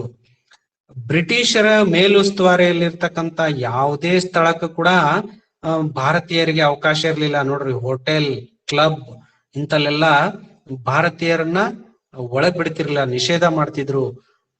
ಯಾಕಂದ್ರ ಭಾರತೀಯರು ಹಂದಿಗಳು, ಕರೆ ಜನರು, ಇವರು ಎಲ್ಲಿಯೂ ಸಲ್ಲದವ್ರು, ಇವ್ರಿಗೆ ಎಲ್ಲೂ ಅವಕಾಶಗಳನ್ನ ಕೊಡಬಾರ್ದು. ನೋಡ್ರಿ, ನಿಮ್ಗೆ ಕೇಳಿದ್ರೆ ಸಿಟ್ಟು ಬರುತ್ತಲ್ಲ, ನಮ್ಮನ್ನ ನಾವು ಹಂದಿಗಳು ಅಂತ ಯಾರು ಕರೆದ್ರೆ ಸುಮ್ನೆ ಇರ್ತೀವ? ಆದ್ರೆ ನಮ್ಮ ಇಡೀ ದೇಶದಲ್ಲಿರ್ತಕ್ಕಂಥ ಜನರನ್ನ ಅವರು ಕರೆ ಹಂದಿಗಳು, ಇವ್ರಿಗೆ ಯಾವ್ದಕ್ಕೂ ಯೋಗ್ಯರಲ್ಲ, ಅನಾಗರಿಕರು ಅಂತೇಳಿ ಬಹಳ ತುಚ್ಛವಾಗಿ ನಮ್ಮನ್ನ ಅವ್ರು ಕಾಣ್ತಾ ಇದ್ರು. ಹಾಗಾಗಿನೇ ಬಹಳಷ್ಟು ಸಹನೆ ಕಟ್ಟೆ ಹೊಡೆಯೋದಕ್ಕ ಇದು ಕೂಡ ಕಾರಣ ಆಯ್ತು. ನೋಡ್ರಿ, ಇನ್ನು ಸ್ವಲ್ಪ ನಿಮಗಿದು ಸ್ವಲ್ಪ ಗೊತ್ತಿರ್ಲಿ. ಬ್ರಿಟಿಷರು ಬಿಳಿಯರ ಮೇಲಿನ ಹೊರೆ ಸಿದ್ಧಾಂತವನ್ನ ನಂಬುತ್ತಿದ್ದರು. ನೋಡ್ರಿ, ಅವರು ಒಂದು ಸಿದ್ಧಾಂತವನ್ನ ಜಾರಿ ತಂದಿದ್ರು, ಅದನ್ನ ನಂಬ್ತಾ ಇದ್ರು. ಏನಪ್ಪಾ ಅಂದ್ರೆ ಬಿಳಿಯರ ಮೇಲಿನ ಹೊರೆ ಅಂತ. ಈ ಸಿದ್ಧಾಂತ ಏನ್ ಹೇಳ್ತೈತೆ ಅಂದ್ರ, ಭಾರತೀಯರು ಅನಾಗರಿಕರು, ಅವರನ್ನು ನಾಗರಿಕನನ್ನಾಗಿ ಮಾಡಲು ಯುರೋಪಿಯನ್ನರು ಬಂದಿದ್ದಾರೆ. ನೋಡ್ರಿ, ನಮ್ ದೇಶದಲ್ಲಿ ಇರ್ತಕ್ಕಂತ ಜನರನ್ನ ಅನಾಗರಿಕರು, ಇವರನ್ನ ಉದ್ಧಾರ ಮಾಡೋದಕ್ಕ, ಇವರನ್ನ ಸುಧಾರಿಸೋದಕ್ಕೋಸ್ಕರ ಬಂದಂತವ್ರೆ ನಾವು ಅಂತ ಅವರು ಕಾಣ್ತಾ ಇದ್ರು. ನೋಡ್ರಿ, ಇಲ್ಲಿ ನಮ್ ಭಾರತೀಯರನ್ನ ಅವರು ಯಾವ್ದಕ್ ಬಳಸ್ಕೊತಾರ ನೋಡ್ರಿ, ಅವ್ರು ಕಾಲ್ ಒತ್ತೋದಕ್ಕ, ಕ್ಲೀನ್ ಮಾಡೋದಕ್ಕ, ಕಸ ಹೊಡಿಯೋದಕ್ಕ, ಅವರ ಸೇವೆ ಮಾಡೋದಕ್ ಮಾತ್ರ ಭಾರತೀಯರನ್ನ ಉಪಯೋಗ ಮಾಡ್ಕೊಳ್ತಿದ್ರು. ಇನ್ನು ನಂತರದ ಒಂದು ಸಾಮಾಜಿಕ ಕಾರಣ ಏನಪ್ಪಾ ಅಂದ್ರ, ಸತಿ ಪದ್ಧತಿಯನ್ನ ನಿರ್ಮೂಲನೆ ಮಾಡಿದ್ರು. ಸತಿ ಪದ್ಧತಿಯನ್ನ ರದ್ದು ಮಾಡ್ತಾರೆ. ಬ್ರಿಟಿಷರು ವಿವಿಧ ಸಾಮಾಜಿಕ ಆಚರಣೆಗಳಿರ್ತಕ್ಕಂಥ ಸತಿ ಪದ್ಧತಿ, ಬಾಲ್ಯ ವಿವಾಹ, ವಿಧವಾ ಪುನರ್ವಿವಾಹ, ಧನಾತ್ಮಕ ಸುಧಾರಣೆಗಳನ್ನ ತರಲು ಪ್ರಯತ್ನ ಮಾಡಿದ್ರು. ನೋಡ್ರಿ, ಇವ್ರು ಇಲ್ಲೊಂದು ಅವ್ರದ್ದು ಮೆಚ್ಚಬೇಕು, ಇದು ಒಳ್ಳೆಯ ಕಾರಣನೇ. ಅವ್ರು ಮಾಡಿರ್ತಕ್ಕಂಥ ಸುಧಾರಣೆ ಒಳ್ಳೆಯ ಸುಧಾರಣೆಗಳಿವು. ಸತಿ ಪದ್ಧತಿ ಅಂದ್ರೆ ಗಂಡ ಸತ್ ಮೇಲೆ ಸತಿ ಸಹಗಮನ ಅಂತ ಕರೀತಾರೆ. ಗಂಡ ಸತ್ ಮೇಲೆ ಹೆಂಡತಿನೂ ಅವನ ಚಿತೆಯೊಳಗೆ ಹಾರಿ ಪ್ರಾಣ ಬಿಡ್ಬೇಕು ಅನ್ನೋದು ನಮ್ಮ ಭಾರತದ ಸಂಸ್ಕೃತಿಯ ಒಂದು ಪ್ರತೀಕ ಆಗಿತ್ತು ಮೊದಲು. ಇದು ತಪ್ಪಾಗಿತ್ತು. ಇದನ್ನ ಬ್ರಿಟಿಷರು ವಿರೋಧ ಮಾಡಿದ್ರು. ಯಾಕೆ? ಹೆಣ್ಮಕ್ಳಿಗೂ ಬದುಕೋ ಹಕ್ಕೈತಿ, ಅವರು ಗಂಡನ ಜೊತೆಗೆ ಸಾಯೋದ್ ಬೇಡ ಅಂತೇಳಿ ಅವ್ರು ಏನ್ ಮಾಡಿದ್ರು, ಈ ಸತಿ ಪದ್ಧತಿಯನ್ನ ನಿರ್ಮೂಲನೆ ಮಾಡ್ಬೇಕು ಅಂತ ಶಾಸನವನ್ನ ಮಾಡಿದ್ರು. ಹಾಗೆ ಬಾಲ್ಯ ವಿವಾಹ ಕುರಿತು ಒಂದು ಶಾಸನವನ್ನ ತಗೊಂಡ್ ಬಂದ್ರು. ಮತ್ತೆ ವಿಧವೆಯರನ್ನು ಪುನರ್ವಿವಾಹ ಮಾಡ್ಬೇಕು ಅಂತ ಕಾಯ್ದೆಗಳನ್ನ ತಗೊಂಡ್ಬರ್ತಾರೆ. ಇವು ಒಳ್ಳೆ ಕಾನೂನುಗಳೇ. ಆದ್ರ ನಮ್ಮಲ್ಲಿ ನಮ್ಮ ಹಿಂದಿನ ಧಾರ್ಮಿಕ ಆಚರಣೆಗಳು ಹೆಂಗಿದ್ವಪ್ಪ ಅಂತಂದ್ರ, ಗಂಡ ಸತ್ ಮೇಲೆ ಗಂಡನ ಜೊತೆಗೆ ಹೆಂಡತಿ ಸಾಯ್ಬೇಕು ಅಂದಾಗ ಅವಳಿಗೆ ಮೋಕ್ಷ ಸಿಗ್ತತಿ ಅನ್ನೋದು ಒಂದು ನಂಬಿಕೆ. ಸೈಲೆನ್ಸ್ ಮಾತಾಡ್ಬೇಡ, ನೀನ್ ಮಾತಾಡೋದು ಯಾರು ಮಾತಾಡತ್ತಿಲ್ಲ, ನೀನ್ ಒಬ್ನ ಮಾತಾಡತ್ತಿ, ಸೈಲೆನ್ಸ್ ಆಗಿರ. ಆಮೇಲೆ ಬಾಲ್ಯ ವಿವಾಹ ನೋಡ್ರಿ, ಈಗ ಬಹಳಷ್ಟು ಜನ ನಮ್ಮ ಒಂದು ಹಿಂದಿನ ಕಾಲದೊಳಗ, ಅದು ಈಗಲೂ ಕೂಡ ಬಾಲ್ಯ ವಿವಾಹವನ್ನ ಮಾಡ್ತಾರ. ಅಂದ್ರೆ 18 ವರ್ಷಕ್ಕಿಂತ ಒಳಗಿನ ಮಕ್ಕಳನ್ನ ವಿವಾಹ ಮಾಡಿದ್ರೆ ಅದಕ್ಕೆ ಬಾಲ್ಯ ವಿವಾಹ ಅಂತ ಕರೀತಾರ. ನಮ್ಮ ಪೂರ್ವಜರು ಏನ್ ಮಾಡ್ತಿದ್ರು, ಇನ್ನು ತೊಟ್ಲಲ್ಲೇ ಮದ್ವೆ ಮಾಡ್ಬಿಡ್ತಿದ್ರು ಮಕ್ಕಳಿಗೆ. ಅದನ್ನ ಬ್ರಿಟಿಷರು ತಪ್ಪು ಅಂತ ಖಂಡಿಸಿದ್ರು. ಅದಕ್ಕೋಸ್ಕರ ಒಂದು ಶಾಸನವನ್ನ ಜಾರಿಗೆ ತಂದ್ರು. ಬಟ್ ಇದು ನಮ್ಮ ಭಾರತೀಯರಿಗೆ ಇದು ಕೂಡ ಹಿಡಿಸ್ಲಿಲ್ಲ. ಯಾಕಂದ್ರ ನಮ್ಮ ಸಂಸ್ಕೃತಿ, ನಮ್ಮ ಒಂದು ಆಚರಣೆಗಳನ್ನ ಇವರು ಖಂಡಿಸಾಕತ್ತಾರ, ವಿರೋಧಿಸಾಕತ್ತಾರ ಅನ್ನೋ ಒಂದು ಭಾವನೆ ಬರ್ತೈತಿ. ಹಾಗೆ ಗಂಡ ಸತ್ ಮೇಲೆ ಹೆಂಡತಿ ಪುನರ್ವಿವಾಹ ಆಗುದು. ನೋಡ್ರಿ, ಹೆಂಡತಿ ಸತ್ತ ಗಂಡ ಇನ್ನೊಂದು ಮದ್ವೆ ಆಗ್ಬಹುದು, ಬಟ್ ಗಂಡ ಸತ್ತ ಹೆಂಡತಿ ವಿಧವೆ ಮತ್ತೊಂದ್ ಮದ್ವೆ ಯಾಕೆ ಆಗ್ಬಾರ್ದು? ಅವಳು ಕೂಡ ಇನ್ನೊಂದ್ ಮದ್ವೆ ಮಾಡ್ಕೊಳ್ಳೋದಕ್ಕ ಯೋಗ್ಯಳು ಅನ್ನೋ ಒಂದು ಕಾಯ್ದೆಯನ್ನ ತಗೊಂಡ್ಬರ್ತಾರ. ಈ 3 ಕಾಯ್ದೆಗಳು ನೋಡ್ರಿ ಚೆನ್ನಾಗಿರ್ತಕ್ಕಂತಹ ಕಾಯ್ದೆಗಳೇ. ಬಟ್ ನಮ್ಮ ಧಾರ್ಮಿಕ ಆಚರಣೆಗಳಲ್ಲಿ ಇವರು ಮೂಗು ತೋರ್ಸಾಕತ್ತಾರ. ಇವರು ನಮ್ಮ ಒಂದು ಧಾರ್ಮಿಕ ಆಚರಣೆಗಳಿಗೆ ವಿರೋಧ ಮಾಡಕತ್ತಾರ ಅಂತ ತಿಳ್ಕೊಂಡು ನಮ್ಮ ಭಾರತೀಯರಲ್ಲಿ ಮನೋಭಾವನೆ ಬರ್ತೈತಿ. ಹಸ್ತಕ್ಷೇಪ ನೋಡ್ರಿ, ನಮ್ಮ ಒಂದು ಇದ್ರೊಳಗೆ ಹಸ್ತಕ್ಷೇಪ ಮಾಡ್ತಾರ ಅಂತ ತಿಳ್ಕೊಂಡು ಭಾವಿಸಿ ಅದನ್ನ ನಮ್ಮ ಜನರು ವಿರೋಧ ಮಾಡ್ತಾರ. ಇದು ಕೂಡ ಒಂದು ಸಾಮಾಜಿಕ ಕಾರಣ ಆಗ್ತೈತಿ. ಇನ್ನು ನಂತರದ ಒಂದು ಸಾಮಾಜಿಕ ಕಾರಣ ಏನಪ್ಪಾ ಅಂದ್ರ, ಬ್ರಿಟಿಷರು ಕೆಲವೊಂದಿಷ್ಟು ಒಳ್ಳೆ ಯೋಜನೆಗಳನ್ನ ತಗೊಂಬಂದ್ರು. ಈ ಸತಿ ಪದ್ಧತಿ, ಬಾಲ್ಯ ವಿವಾಹ, ವಿಧವಾ ವಿವಾಹ ಇವೆಲ್ಲ ಒಳ್ಳೆ ಪದ್ಧತಿಗಳು. ಅದ್ರ ಜೊತೆಗೆ ರೈಲು ಮಾರ್ಗ, ಇವತ್ತೇನು ನಾವೀಗ ರೈಲ್ನಲ್ಲಿ ಟ್ರೈನ್ ಅಲ್ಲಿ ಓಡಾಡ್ತಿದೀವಲ್ಲ, ಈ ರೈಲು ಮಾರ್ಗವನ್ನ ಪ್ರಾರಂಭ ಮಾಡಿದವರು ಬ್ರಿಟಿಷರು. ಮತ್ತೆ ಟೆಲಿಗ್ರಾಫ್ ತಂತಿಗಳನ್ನ ಅಳವಡಿಸಿದ್ರು. ಇದು ಅವರು ಆಕ್ಚುಲಿ ಇದನ್ನ ಮಾಡಿರೋದು ತಮ್ಮ ವ್ಯಾಪಾರ ಉದ್ದೇಶಕ್ಕಾಗಿ ಮಾಡಿದ್ರು. ಅಂದ್ರೆ ಇಲ್ಲಿರ್ತಕ್ಕಂಥ ಕಚ್ಚಾ ಸಾಮಗ್ರಿಗಳನ್ನ ಹಡಗುಗಳ ಮುಖಾಂತರ ಸಾಗಿಸ್ಬೇಕಿತ್ತು ಅವ್ರು. ಹಡಗು ಬಂದರುಗಳು ಅಂತ ಕರಿತೀವಿ. ಹಡಗು ನಿಲ್ಲುವ ಸ್ಥಳವನ್ನ ಬಂದರು ಅಂತ ಕರಿತೀವಿ. ಇಲ್ಲಿ ನಮ್ಮಲ್ಲಿ ಮಂಗಳೂರು, ಚೆನ್ನೈ, ಕೋಲ್ಕತ್ತಾ, ಕೊಚ್ಚಿ, ಮುಂಬೈ ಇಂತಹ ಪ್ರಮುಖ ಬಂದರುಗಳಿದ್ರು. ಈ ಪ್ರಮುಖ ಬಂದರುಗಳಿಗೆ ಕಚ್ಚಾ ಸಾಮಗ್ರಿಗಳನ್ನ ತಲುಪಿಸೋದಕ್ಕ ವೇಗವಾಗಿ ಆಗ್ಲಿ ಅಂತ ತಿಳ್ಕೊಂಡು ಅವರು ರೈಲು ಮಾರ್ಗಗಳನ್ನ ಪ್ರಾರಂಭ ಮಾಡಿದ್ರು. ಬಟ್ ಅದು ನಮ್ಗ ಅನುಕೂಲನೇ ಆಯ್ತು. ಬಟ್ ನಮ್ ಸಂಪತ್ತನ್ನ ಆ ಮುಖಾಂತರ ಅವರು ತಮ್ಮ ದೇಶಕ್ಕೆ ಕಳಿಸ್ತಾ ಇದ್ರು. ಇನ್ನ ನಮ್ಮ ಬ್ರಿಟಿಷರ್ ಏನಿದ್ರಲ್ಲ, ಈ ಬ್ರಿಟಿಷರು ಕೆಲವೊಂದಿಷ್ಟು ಒಳ್ಳೆಯ ಕಾರ್ಯಗಳನ್ನ ಮಾಡಿದ್ರು. ಬಟ್ ಅವ್ರು ಮಾಡ್ತಕ್ಕಂತ ಕಾರ್ಯಗಳಲ್ಲಿ ನಂಬಿಕೆ ಇರ್ಲಿಲ್ಲ. ಇವ್ರು ಏನೇ ಮಾಡಿದ್ರು ತಮ್ಮ ಸ್ವಾರ್ಥಕ್ಕ ಮಾಡ್ತಾರ ಅನ್ನೋ ಒಂದು ಮನೋಭಾವನೆ ನಮ್ಮ ಭಾರತೀಯರಲ್ಲಿ ಇತ್ತು. ಅದಕ್ಕೋಸ್ಕರ ಅವ್ರು ಮಾಡ್ತಕ್ಕಂತಹ ಎಲ್ಲಾ ಕಾರ್ಯಗಳನ್ನ ನಮ್ಮ ಭಾರತೀಯರು ವಿರೋಧ ಮಾಡ್ತಾ ಬರ್ತಾರ. ಇನ್ನು ಧಾರ್ಮಿಕ ಕಾರಣಗಳನ್ನ ನೋಡೋಣ. ಧಾರ್ಮಿಕ ಕಾರಣಗಳು, ಬ್ರಿಟಿಷರು ಈ ತಮ್ಮ ಧರ್ಮ, ಅವರ ಧರ್ಮ ಆಗಿರ್ತಕ್ಕಂತಹ ಕ್ರಿಶ್ಚಿಯನ್ ಧರ್ಮ, ಈ ಬ್ರಿಟಿಷರು ನೋಡ್ರಿ ನಮ್ಮ ದೇಶಕ್ಕೆ ಬರ್ಬೇಕಾದ್ರ ಅವರು ತಮ್ಮ ಜೊತೆಗೆ ತಮ್ಮ ಧಾರ್ಮಿಕ ಮುಖಂಡರನ್ನು ಕರೆದುಕೊಂಡು ಬರ್ತಿದ್ರು. ಅವರ ಪ್ರಮುಖ ಧರ್ಮ ಅಂದ್ರೆ ಕ್ರೈಸ್ತ ಧರ್ಮ. ಕ್ರೈಸ್ತ ಧರ್ಮದ ಪಾದ್ರಿಗಳನ್ನು ಕೂಡ ಅವ್ರು ತಮ್ಮ ಜೊತೆಗೆ ಕರ್ಕೊಂಡ್ ಬರ್ತಾ ಇದ್ರು. ಆ ಪಾದ್ರಿಗಳು ಏನ್ ಮಾಡ್ತಿದ್ರು ಅಂದ್ರೆ ತಮ್ಮ ಕ್ರಿಶ್ಚಿಯನ್ ಧರ್ಮವನ್ನ ಪ್ರಚಾರ ಮಾಡ್ತಾ ಇದ್ರು. ನಮ್ಮ ಭಾರತದಲ್ಲಿ ಕ್ರಿಶ್ಚಿಯನ್ ಧರ್ಮವನ್ನ ಪ್ರಚಾರ ಮಾಡ್ತಾ ಇದ್ರು. ಇಲ್ಲಿರ್ತಕ್ಕಂತ ನೋಡ್ರಿ, ಬ್ರಿಟಿಷರು ತಮ್ಮ ಧರ್ಮಕ್ಕೆ ಭಾರತೀಯರನ್ನು ಮತಾಂತರ ಮಾಡಲು ಪ್ರಯತ್ನ ಮಾಡ್ತಿದ್ದುದರಿಂದ ಅನೇಕ ಭಾರತೀಯರು ಎಚ್ಚೆತ್ತುಕೊಂಡ್ರು. ಹೀಗೆ ಆದ್ರೆ ನಮ್ಮ ಹಿಂದೂ ಧರ್ಮ ನಾಶ ಆಗಿ ಹೋಗ್ಬೋದು. ನೋಡ್ರಿ, ಮೊದಲು ಭಾರತ ದೇಶದಲ್ಲಿ ಇದನ್ನ ಹಿಂದೂ ಸಾಮ್ರಾಜ್ಯ ಅಂತ ಕರಿತಾ ಇದ್ರು, ಹಿಂದೂಸ್ತಾನ್ ಅಂತ ಕರಿತಾ ಇದ್ರು. ಇಲ್ಲಿ ಹಿಂದೂಗಳು ಇರ್ತಾ ಇದ್ರು. ಕ್ರಮೇಣ ಏನಾಯ್ತು ಅಂತಂದ್ರೆ ಅಟೋಮನ್ ತುರಸ್ಕರು ಅಂತ ಬರ್ತಾರೆ. ಅಟೋಮನ್ ಟರ್ಕರು ಅಥವಾ ತುರಸ್ಕರು ಅಂತ ಕರಿತೀವಿ. ಅವರು ಭಾರತಕ್ಕೆ ಬಂದ್ಮೇಲೆ ಅಂದ್ರೆ ಅವರು ಮುಸ್ಲಿಂ ಸಾಮ್ರಾಜ್ಯದ ಮುಸ್ಲಿಂ ದೊರೆಗಳು. ಅವರು ಭಾರತಕ್ಕೆ ಬಂದ್ಮೇಲೆ ಅವರು ಭಾರತದ ಮೇಲೆ ದಾಳಿ ಮಾಡಿ ಬಹಳಷ್ಟು ಇಲ್ಲಿರ್ತಕ್ಕಂಥ ಹಿಂದೂಗಳನ್ನ ತಮ್ಮ ಧರ್ಮಕ್ಕ ಮತಾಂತರಗಳನ್ನ ಮಾಡಿದ್ರು. ಬಲವಂತವಾಗಿ ಮತಾಂತರ ಮಾಡಿದ್ರು. ಮತಾಂತರ ಆದ್ರೆ ಬಿಡ್ತಿದ್ರು, ಆಗ್ಲಿಲ್ಲ ಅಂದ್ರೆ ಅವ್ರನ್ನ ಕೊಂದಾಕ್ಬಿಡ್ತಿದ್ರು. ಹಿಂಗಾಗಿ ಭಾರತದ ಹಿಂದೂಗಳು ಹಲವಾರು ಜನ ಮುಸ್ಲಿಂ ಧರ್ಮಕ್ಕೆ ಮತಾಂತರ ಆದ್ರು. ಇನ್ನು ಕೆಲವೊಂದಿಷ್ಟು ಜನರು ಬ್ರಿಟಿಷರ ಕಾಲಾವಧಿಯೊಳಗ ಕ್ರೈಸ್ತ ಧರ್ಮದ ಪಾದ್ರಿಗಳು ಬಂದು ಈ ಬ್ರಿಟಿಷರು ಕೂಡ ಏನ್ ಮಾಡಿದ್ರು, ಬಲವಂತವಾಗಿ ತಮ್ಮ ಧರ್ಮಕ್ಕ ಭಾರತೀಯರನ್ನ ಮತಾಂತರ ಮಾಡೋದಕ್ ಪ್ರಯತ್ನ ಮಾಡ್ತಾರ.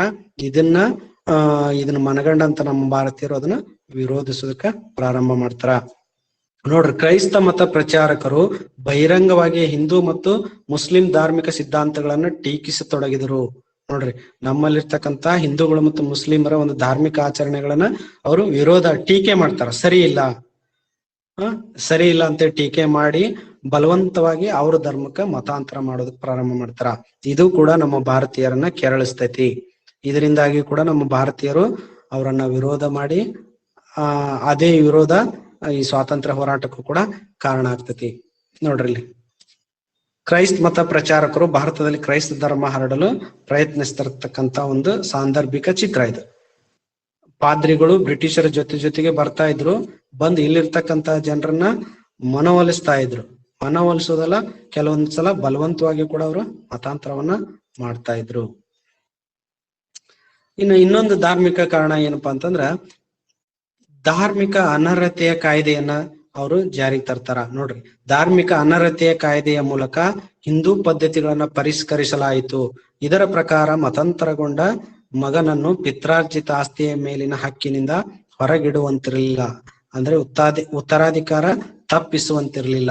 ನೋಡ್ರಿ, ಇಲ್ಲಿ ಏನಪ್ಪಾ ಅಂತಂದ್ರ ನಮ್ಮ ಭಾರತೀಯರ ಒಂದು ಧಾರ್ಮಿಕ ಅನರ್ಹತೆಯ ಕಾಯ್ದೆ. ಬೇರೆ ಧರ್ಮಕ್ಕೆ ಹೋದ್ರ ಅವನಿಗೆ ನಮ್ಮ ಒಂದು ಆಸ್ತಿಯಲ್ಲಿ ಪಾಲಿಲ್ಲ ಅನ್ನುವಂತ ಒಂದು ನಂಬಿಕೆ ಇತ್ತು. ಇವ್ರು ಬ್ರಿಟಿಷರ್ ಏನ್ ಮಾಡಿದ್ರು, ತಮ್ಮ ಕ್ರಿಶ್ಚಿಯನ್ ಧರ್ಮಕ್ ಮತಾಂತರ ಮಾಡ್ಬೇಕಲ್ಲ, ಅದಕ್ಕೆ ಒಂದು ಕಾಯ್ದೆ ತಗೊಂಬಂದ್ರು. ಒಂದ್ ವೇಳೆ ಕ್ರಿಶ್ಚಿಯನ್ ಧರ್ಮಕ್ ಮತಾಂತರ ಆದ್ರೂ ಕೂಡ ಆಸ್ತಿ ಹಕ್ಕು ಅವನಿಗೆ ಬರ್ಬೇಕು ಅನ್ನೋದನ್ನ ಅವ್ರ ಒಂದು ಕಾಯ್ದೆ ಜಾರಿಗೆ ತಗೊಂಡ್ಬರ್ತಾರ. ಈ ಈ ಕಾಯ್ದೆಯಿಂದ ಕೆಲವೊಂದಿಷ್ಟು ಜನ ಏನ್ ಮಾಡ್ತಾರ, ಅಸಮಾಧಾನ ಆಗ್ತಾರ. ಇನ್ನ ಸೈನಿಕ ಕಾರಣ ನೋಡ್ರಿ, ಬಹಳಷ್ಟು ಇಂಪಾರ್ಟೆಂಟ್ ಅಂತಂದ್ರ ಇದ ಕಾರಣ. ಹೋರಾಟಕ್ಕ ತತ್ಕ್ಷಣದ ಕಾರಣ ಆಗಿ ಪರಿಣಮಿಸುವುದ ಈ ಸೈನಿಕ ಕಾರಣ. ಏನ್ ಹಾಗಾದ್ರ ಸೈನಿಕ ಕಾರಣಗಳು ನೋಡ್ರಿ, ಬ್ರಿಟಿಷರ ಒಂದು ಸೈನ್ಯದಲ್ಲಿ ಭಾರತೀಯರಿದ್ರು. ಭಾರತೀಯ ಸೈನಿಕರು ಪಾರಂಪರಿಕವಾಗಿ ಬಳಸ್ತಾ ಇರ್ತಕ್ಕಂತ ಧಾರ್ಮಿಕ ಚಿಹ್ನೆ ಮತ್ತು ಪೇಟ, ಆಲ್ಮೋಸ್ಟ್ ಸೈನ್ಯದೊಳಗ ಮುಕ್ಕಾಲ ಭಾಗ ಸಿಖ್ರು ಇರ್ತಾ ಇದ್ರು. ಸಿಖ್ರು ತಮ್ಮ ಪೇಟ, ಅವ್ರದ್ದು ಸಿಖ್ರು ಒಂದು ಅವ್ರ ಪೇಟವನ್ನ ಧರಿಸ್ತಾ ಇದ್ರು, ಮತ್ತೆ ಟೊಪ್ಪಿಗೆ ತರ ಅವರು ಧರಿಸ್ತಾ ಇದ್ರು. ಇದನ್ನ ಅವರು ಬ್ರಿಟಿಷರು ವಿರೋಧ ಮಾಡ್ತಾರೆ. ಇವುಗಳನ್ನ ಧರಿಸುವಂತಿಲ್ಲ ಅಂತಂದಾಗ ಸಿಖ್ಖರ ಒಂದು ವಿರೋಧವನ್ನ ಅವರು ಎದುರಿಸ್ಬೇಕಾಗ್ತತಿ. ಭಾರತದ ಸೈನಿಕರು ಧಾರ್ಮಿಕ ಚಿಹ್ನೆ ಮತ್ತು ಪೇಟಗಳನ್ನ ಬಳಸುವಂತಿಲ್ಲ ಅಂತ ಒಂದು ಕಾಯ್ದೆಯನ್ನು ತಗೊಂಬಂದ್ರು. ಅದು ಕೂಡ ಒಂದು ಹೋರಾಟಕ್ಕೆ ಕಾರಣ ಆಯ್ತು. ಇನ್ನ ನೆಕ್ಸ್ಟ್ ಎರಡನೇದೇನಪ್ಪಾ ಅಂದ್ರ, ಭಾರತೀಯ ಸೈನಿಕರನ್ನು ಅತ್ಯಂತ ದೂರ ಪ್ರದೇಶಗಳಿಗೆ ಕಾರ್ಯನಿಮಿತ್ತ ಹೆಚ್ಚುವರಿ ವೇತನ ನೀಡದೆ. ನೋಡ್ರಿ, ಈ ಪಾಯಿಂಟ್ ಬಹಳ ಇಂಪಾರ್ಟೆಂಟ್. ಭಾರತದ ಸೈನಿಕರನ್ನ ಬಹಳಷ್ಟು ದೂರದ ಪ್ರದೇಶಗಳಿಗೆ ಕಳಿಸ್ತಾ ಇದ್ರು. ಅಲ್ಲಿ ಕಳಿಸ್ಬೇಕಾದ್ರೆ ಅವ್ರಿಗೆ ಹೆಚ್ಚುವರಿ ವೇತನವನ್ನು ಕೂಡ ನೀಡ್ತಿರ್ಲಿಲ್ಲ, ಸಂಬಳನೂ ಕೊಡ್ತಾ ಇರ್ಲಿಲ್ಲ. ಆದ್ರ ಬ್ರಿಟಿಷರು ತಮ್ಮ ಅಧಿಕಾರಿಗಳನ್ನ, ಸೈನಿಕರನ್ನ ಹತ್ತಿರದ ಸ್ಥಳಗಳಿಗೆ ನೇಮಿಸ್ತಾ ಇದ್ರು, ಮತ್ತೆ ಹೆಚ್ಚು ಹೆಚ್ಚು ಅವ್ರಿಗೆ ಸಂಬಳವನ್ನು ಕೊಡ್ತಾ ಇದ್ರು. ಬಟ್ ಭಾರತೀಯರಿಗೆ ಹಾಗೆ ಮಾಡ್ತಿರ್ಲಿಲ್ಲ, ಅವ್ರನ್ನ ದೂರದ ಪ್ರದೇಶಗಳಿಗೆ ಕಳಿಸ್ತಾ ಇದ್ರು ಮತ್ತು ಕಡಿಮೆ ವೇತನವನ್ನ ನೀಡ್ತಾ ಇದ್ರು. ಲಾರ್ಡ್ ಕ್ಯಾನಿಂಗ್ ಅಂತಕ್ಕಂತ ಒಬ್ಬ ಅಧಿಕಾರಿ, ಸಾಮಾನ್ಯ ಸೇನಾ ಸೇವಾ ಕಾಯ್ದೆಯ ಪ್ರಕಾರ ಎಲ್ಲಾ ಸೈನಿಕರು ಬ್ರಿಟಿಷರ ಆದೇಶದಂತೆ ಎಲ್ಲೆಂದರಲ್ಲಿ ಕಾರ್ಯನಿಮಿತ್ತ ತೆರಳಬೇಕಿತ್ತು. ಇವನೊಂದು ಕಾಯ್ದೆ ತಗೊಂಬರ್ತಾನ, ಸಾಮಾನ್ಯ ಸೇನಾ ಕಾಯ್ದೆ ಅಂತೇಳಿ. ಈ ಕಾಯ್ದೆ ಮೇಲೆ ಈ ಕಾಯ್ದೆ ಏನ್ ಹೇಳ್ತೈತಿಪ್ಪ ಅಂತಂದ್ರ, ಸೈನ್ಯದಲ್ಲಿರ್ತಕ್ಕಂತಹ ಸೈನಿಕರು ಎಲ್ಲಿ ಬ್ರಿಟಿಷರು ಎಲ್ಲಿ ಕಳಿಸ್ತಾರ ಅಲ್ಲಿಗೆ ಹೋಗ್ಬೇಕಿತ್ತು. ಅದು ಎಷ್ಟು ದೂರ ಇರ್ಲಿ, ಅದು ಎಂತ ಪರಿಸ್ಥಿತಿ ಇರ್ಲಿ, ಅಲ್ಲಿ ನಮ್ಮ ಭಾರತೀಯ ಸೈನಿಕರು ಹೋಗ್ಬೇಕಾಗಿತ್ತು. ಇನ್ನು 1857ರಲ್ಲಿ ಬ್ರಿಟಿಷರು ಒಂದು ಹೊಸ ಮಾದರಿಯ ಬಂದೂಕನ್ನ ತರ್ತಾರೆ. ನೋಡ್ರಿ, ಬಹಳಷ್ಟು ಇಂಪಾರ್ಟೆಂಟ್. ಎನ್ಫೀಲ್ಡ್ ಅಂತಕ್ಕಂತ ಒಂದು ಹೊಸ ಬಂದೂಕನ್ನ ತಗೊಂಡ್ ಬರ್ತಾರ. ಈ ಒಂದು ಬಂದೂಕು ನೋಡ್ರಿ, ಸೇನೆಯಲ್ಲಿ ತೊಡಗಿಸಿದ್ದು ದಂಗೆಗೆ ತಕ್ಷಣದ ಕಾರಣ ಆಗ್ತತಿ. 1857ರಲ್ಲಿ ಹೊಸ ಮಾದರಿಯ ಎನ್ಫೀಲ್ಡ್ ಬಂದೂಕುಗಳನ್ನ ಸೇನೆಗೆ ಅವರು ಪರಿಚಯಿಸ್ತಾರ. ಈ ಒಂದು ಎನ್ಫೀಲ್ಡ್ ಬಂದೂಕನ ತತ್ಕ್ಷಣದ ಕಾರಣ ಆಗ್ತತಿ.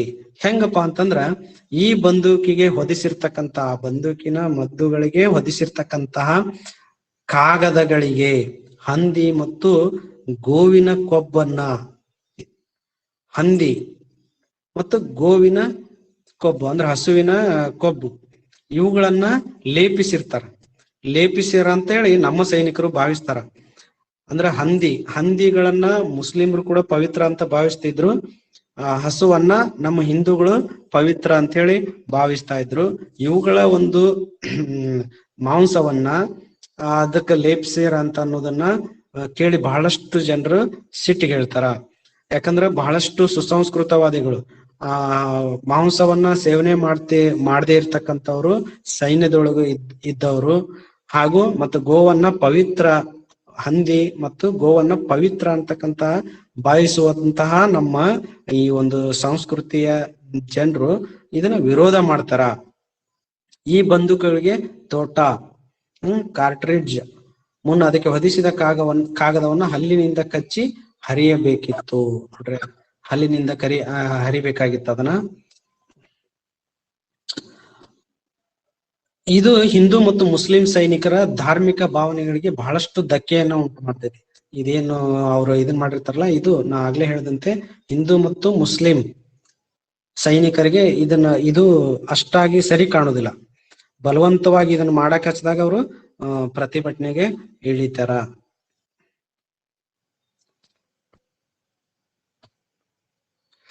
ನೋಡ್ರಿ, ಇಲ್ಲಿವರೆಗೂ ನಾವ್ ಏನ್ ಮಾಡಿದ್ವಿ ಅಂತಂದ್ರ 1857ರ ಸಿಪಾಯಿ ದಂಗೆ ಅಥವಾ ನಾವು ಭಾರತೀಯರು 1857ರ ಪ್ರಥಮ ಸ್ವಾತಂತ್ರ್ಯ ಸಂಗ್ರಾಮ ಅಂತ ಏನ್ ಕರಿತೇವಲ್ಲ, ಈ ಒಂದು ಸಂಗ್ರಾಮಕ್ಕೆ ಏನು ಕಾರಣಗಳು, ಬ್ರಿಟಿಷರ ವಿರುದ್ಧ ನಮ್ಮ ಭಾರತೀಯರು ಈ ಸ್ವಾತಂತ್ರ್ಯ ಹೋರಾಟವನ್ನ ಮಾಡೋದಕ್ಕ ಕಾರಣಗಳೇನು ಅನ್ನೋದನ್ನ ನಾವು ಹಂತ ಹಂತವಾಗಿ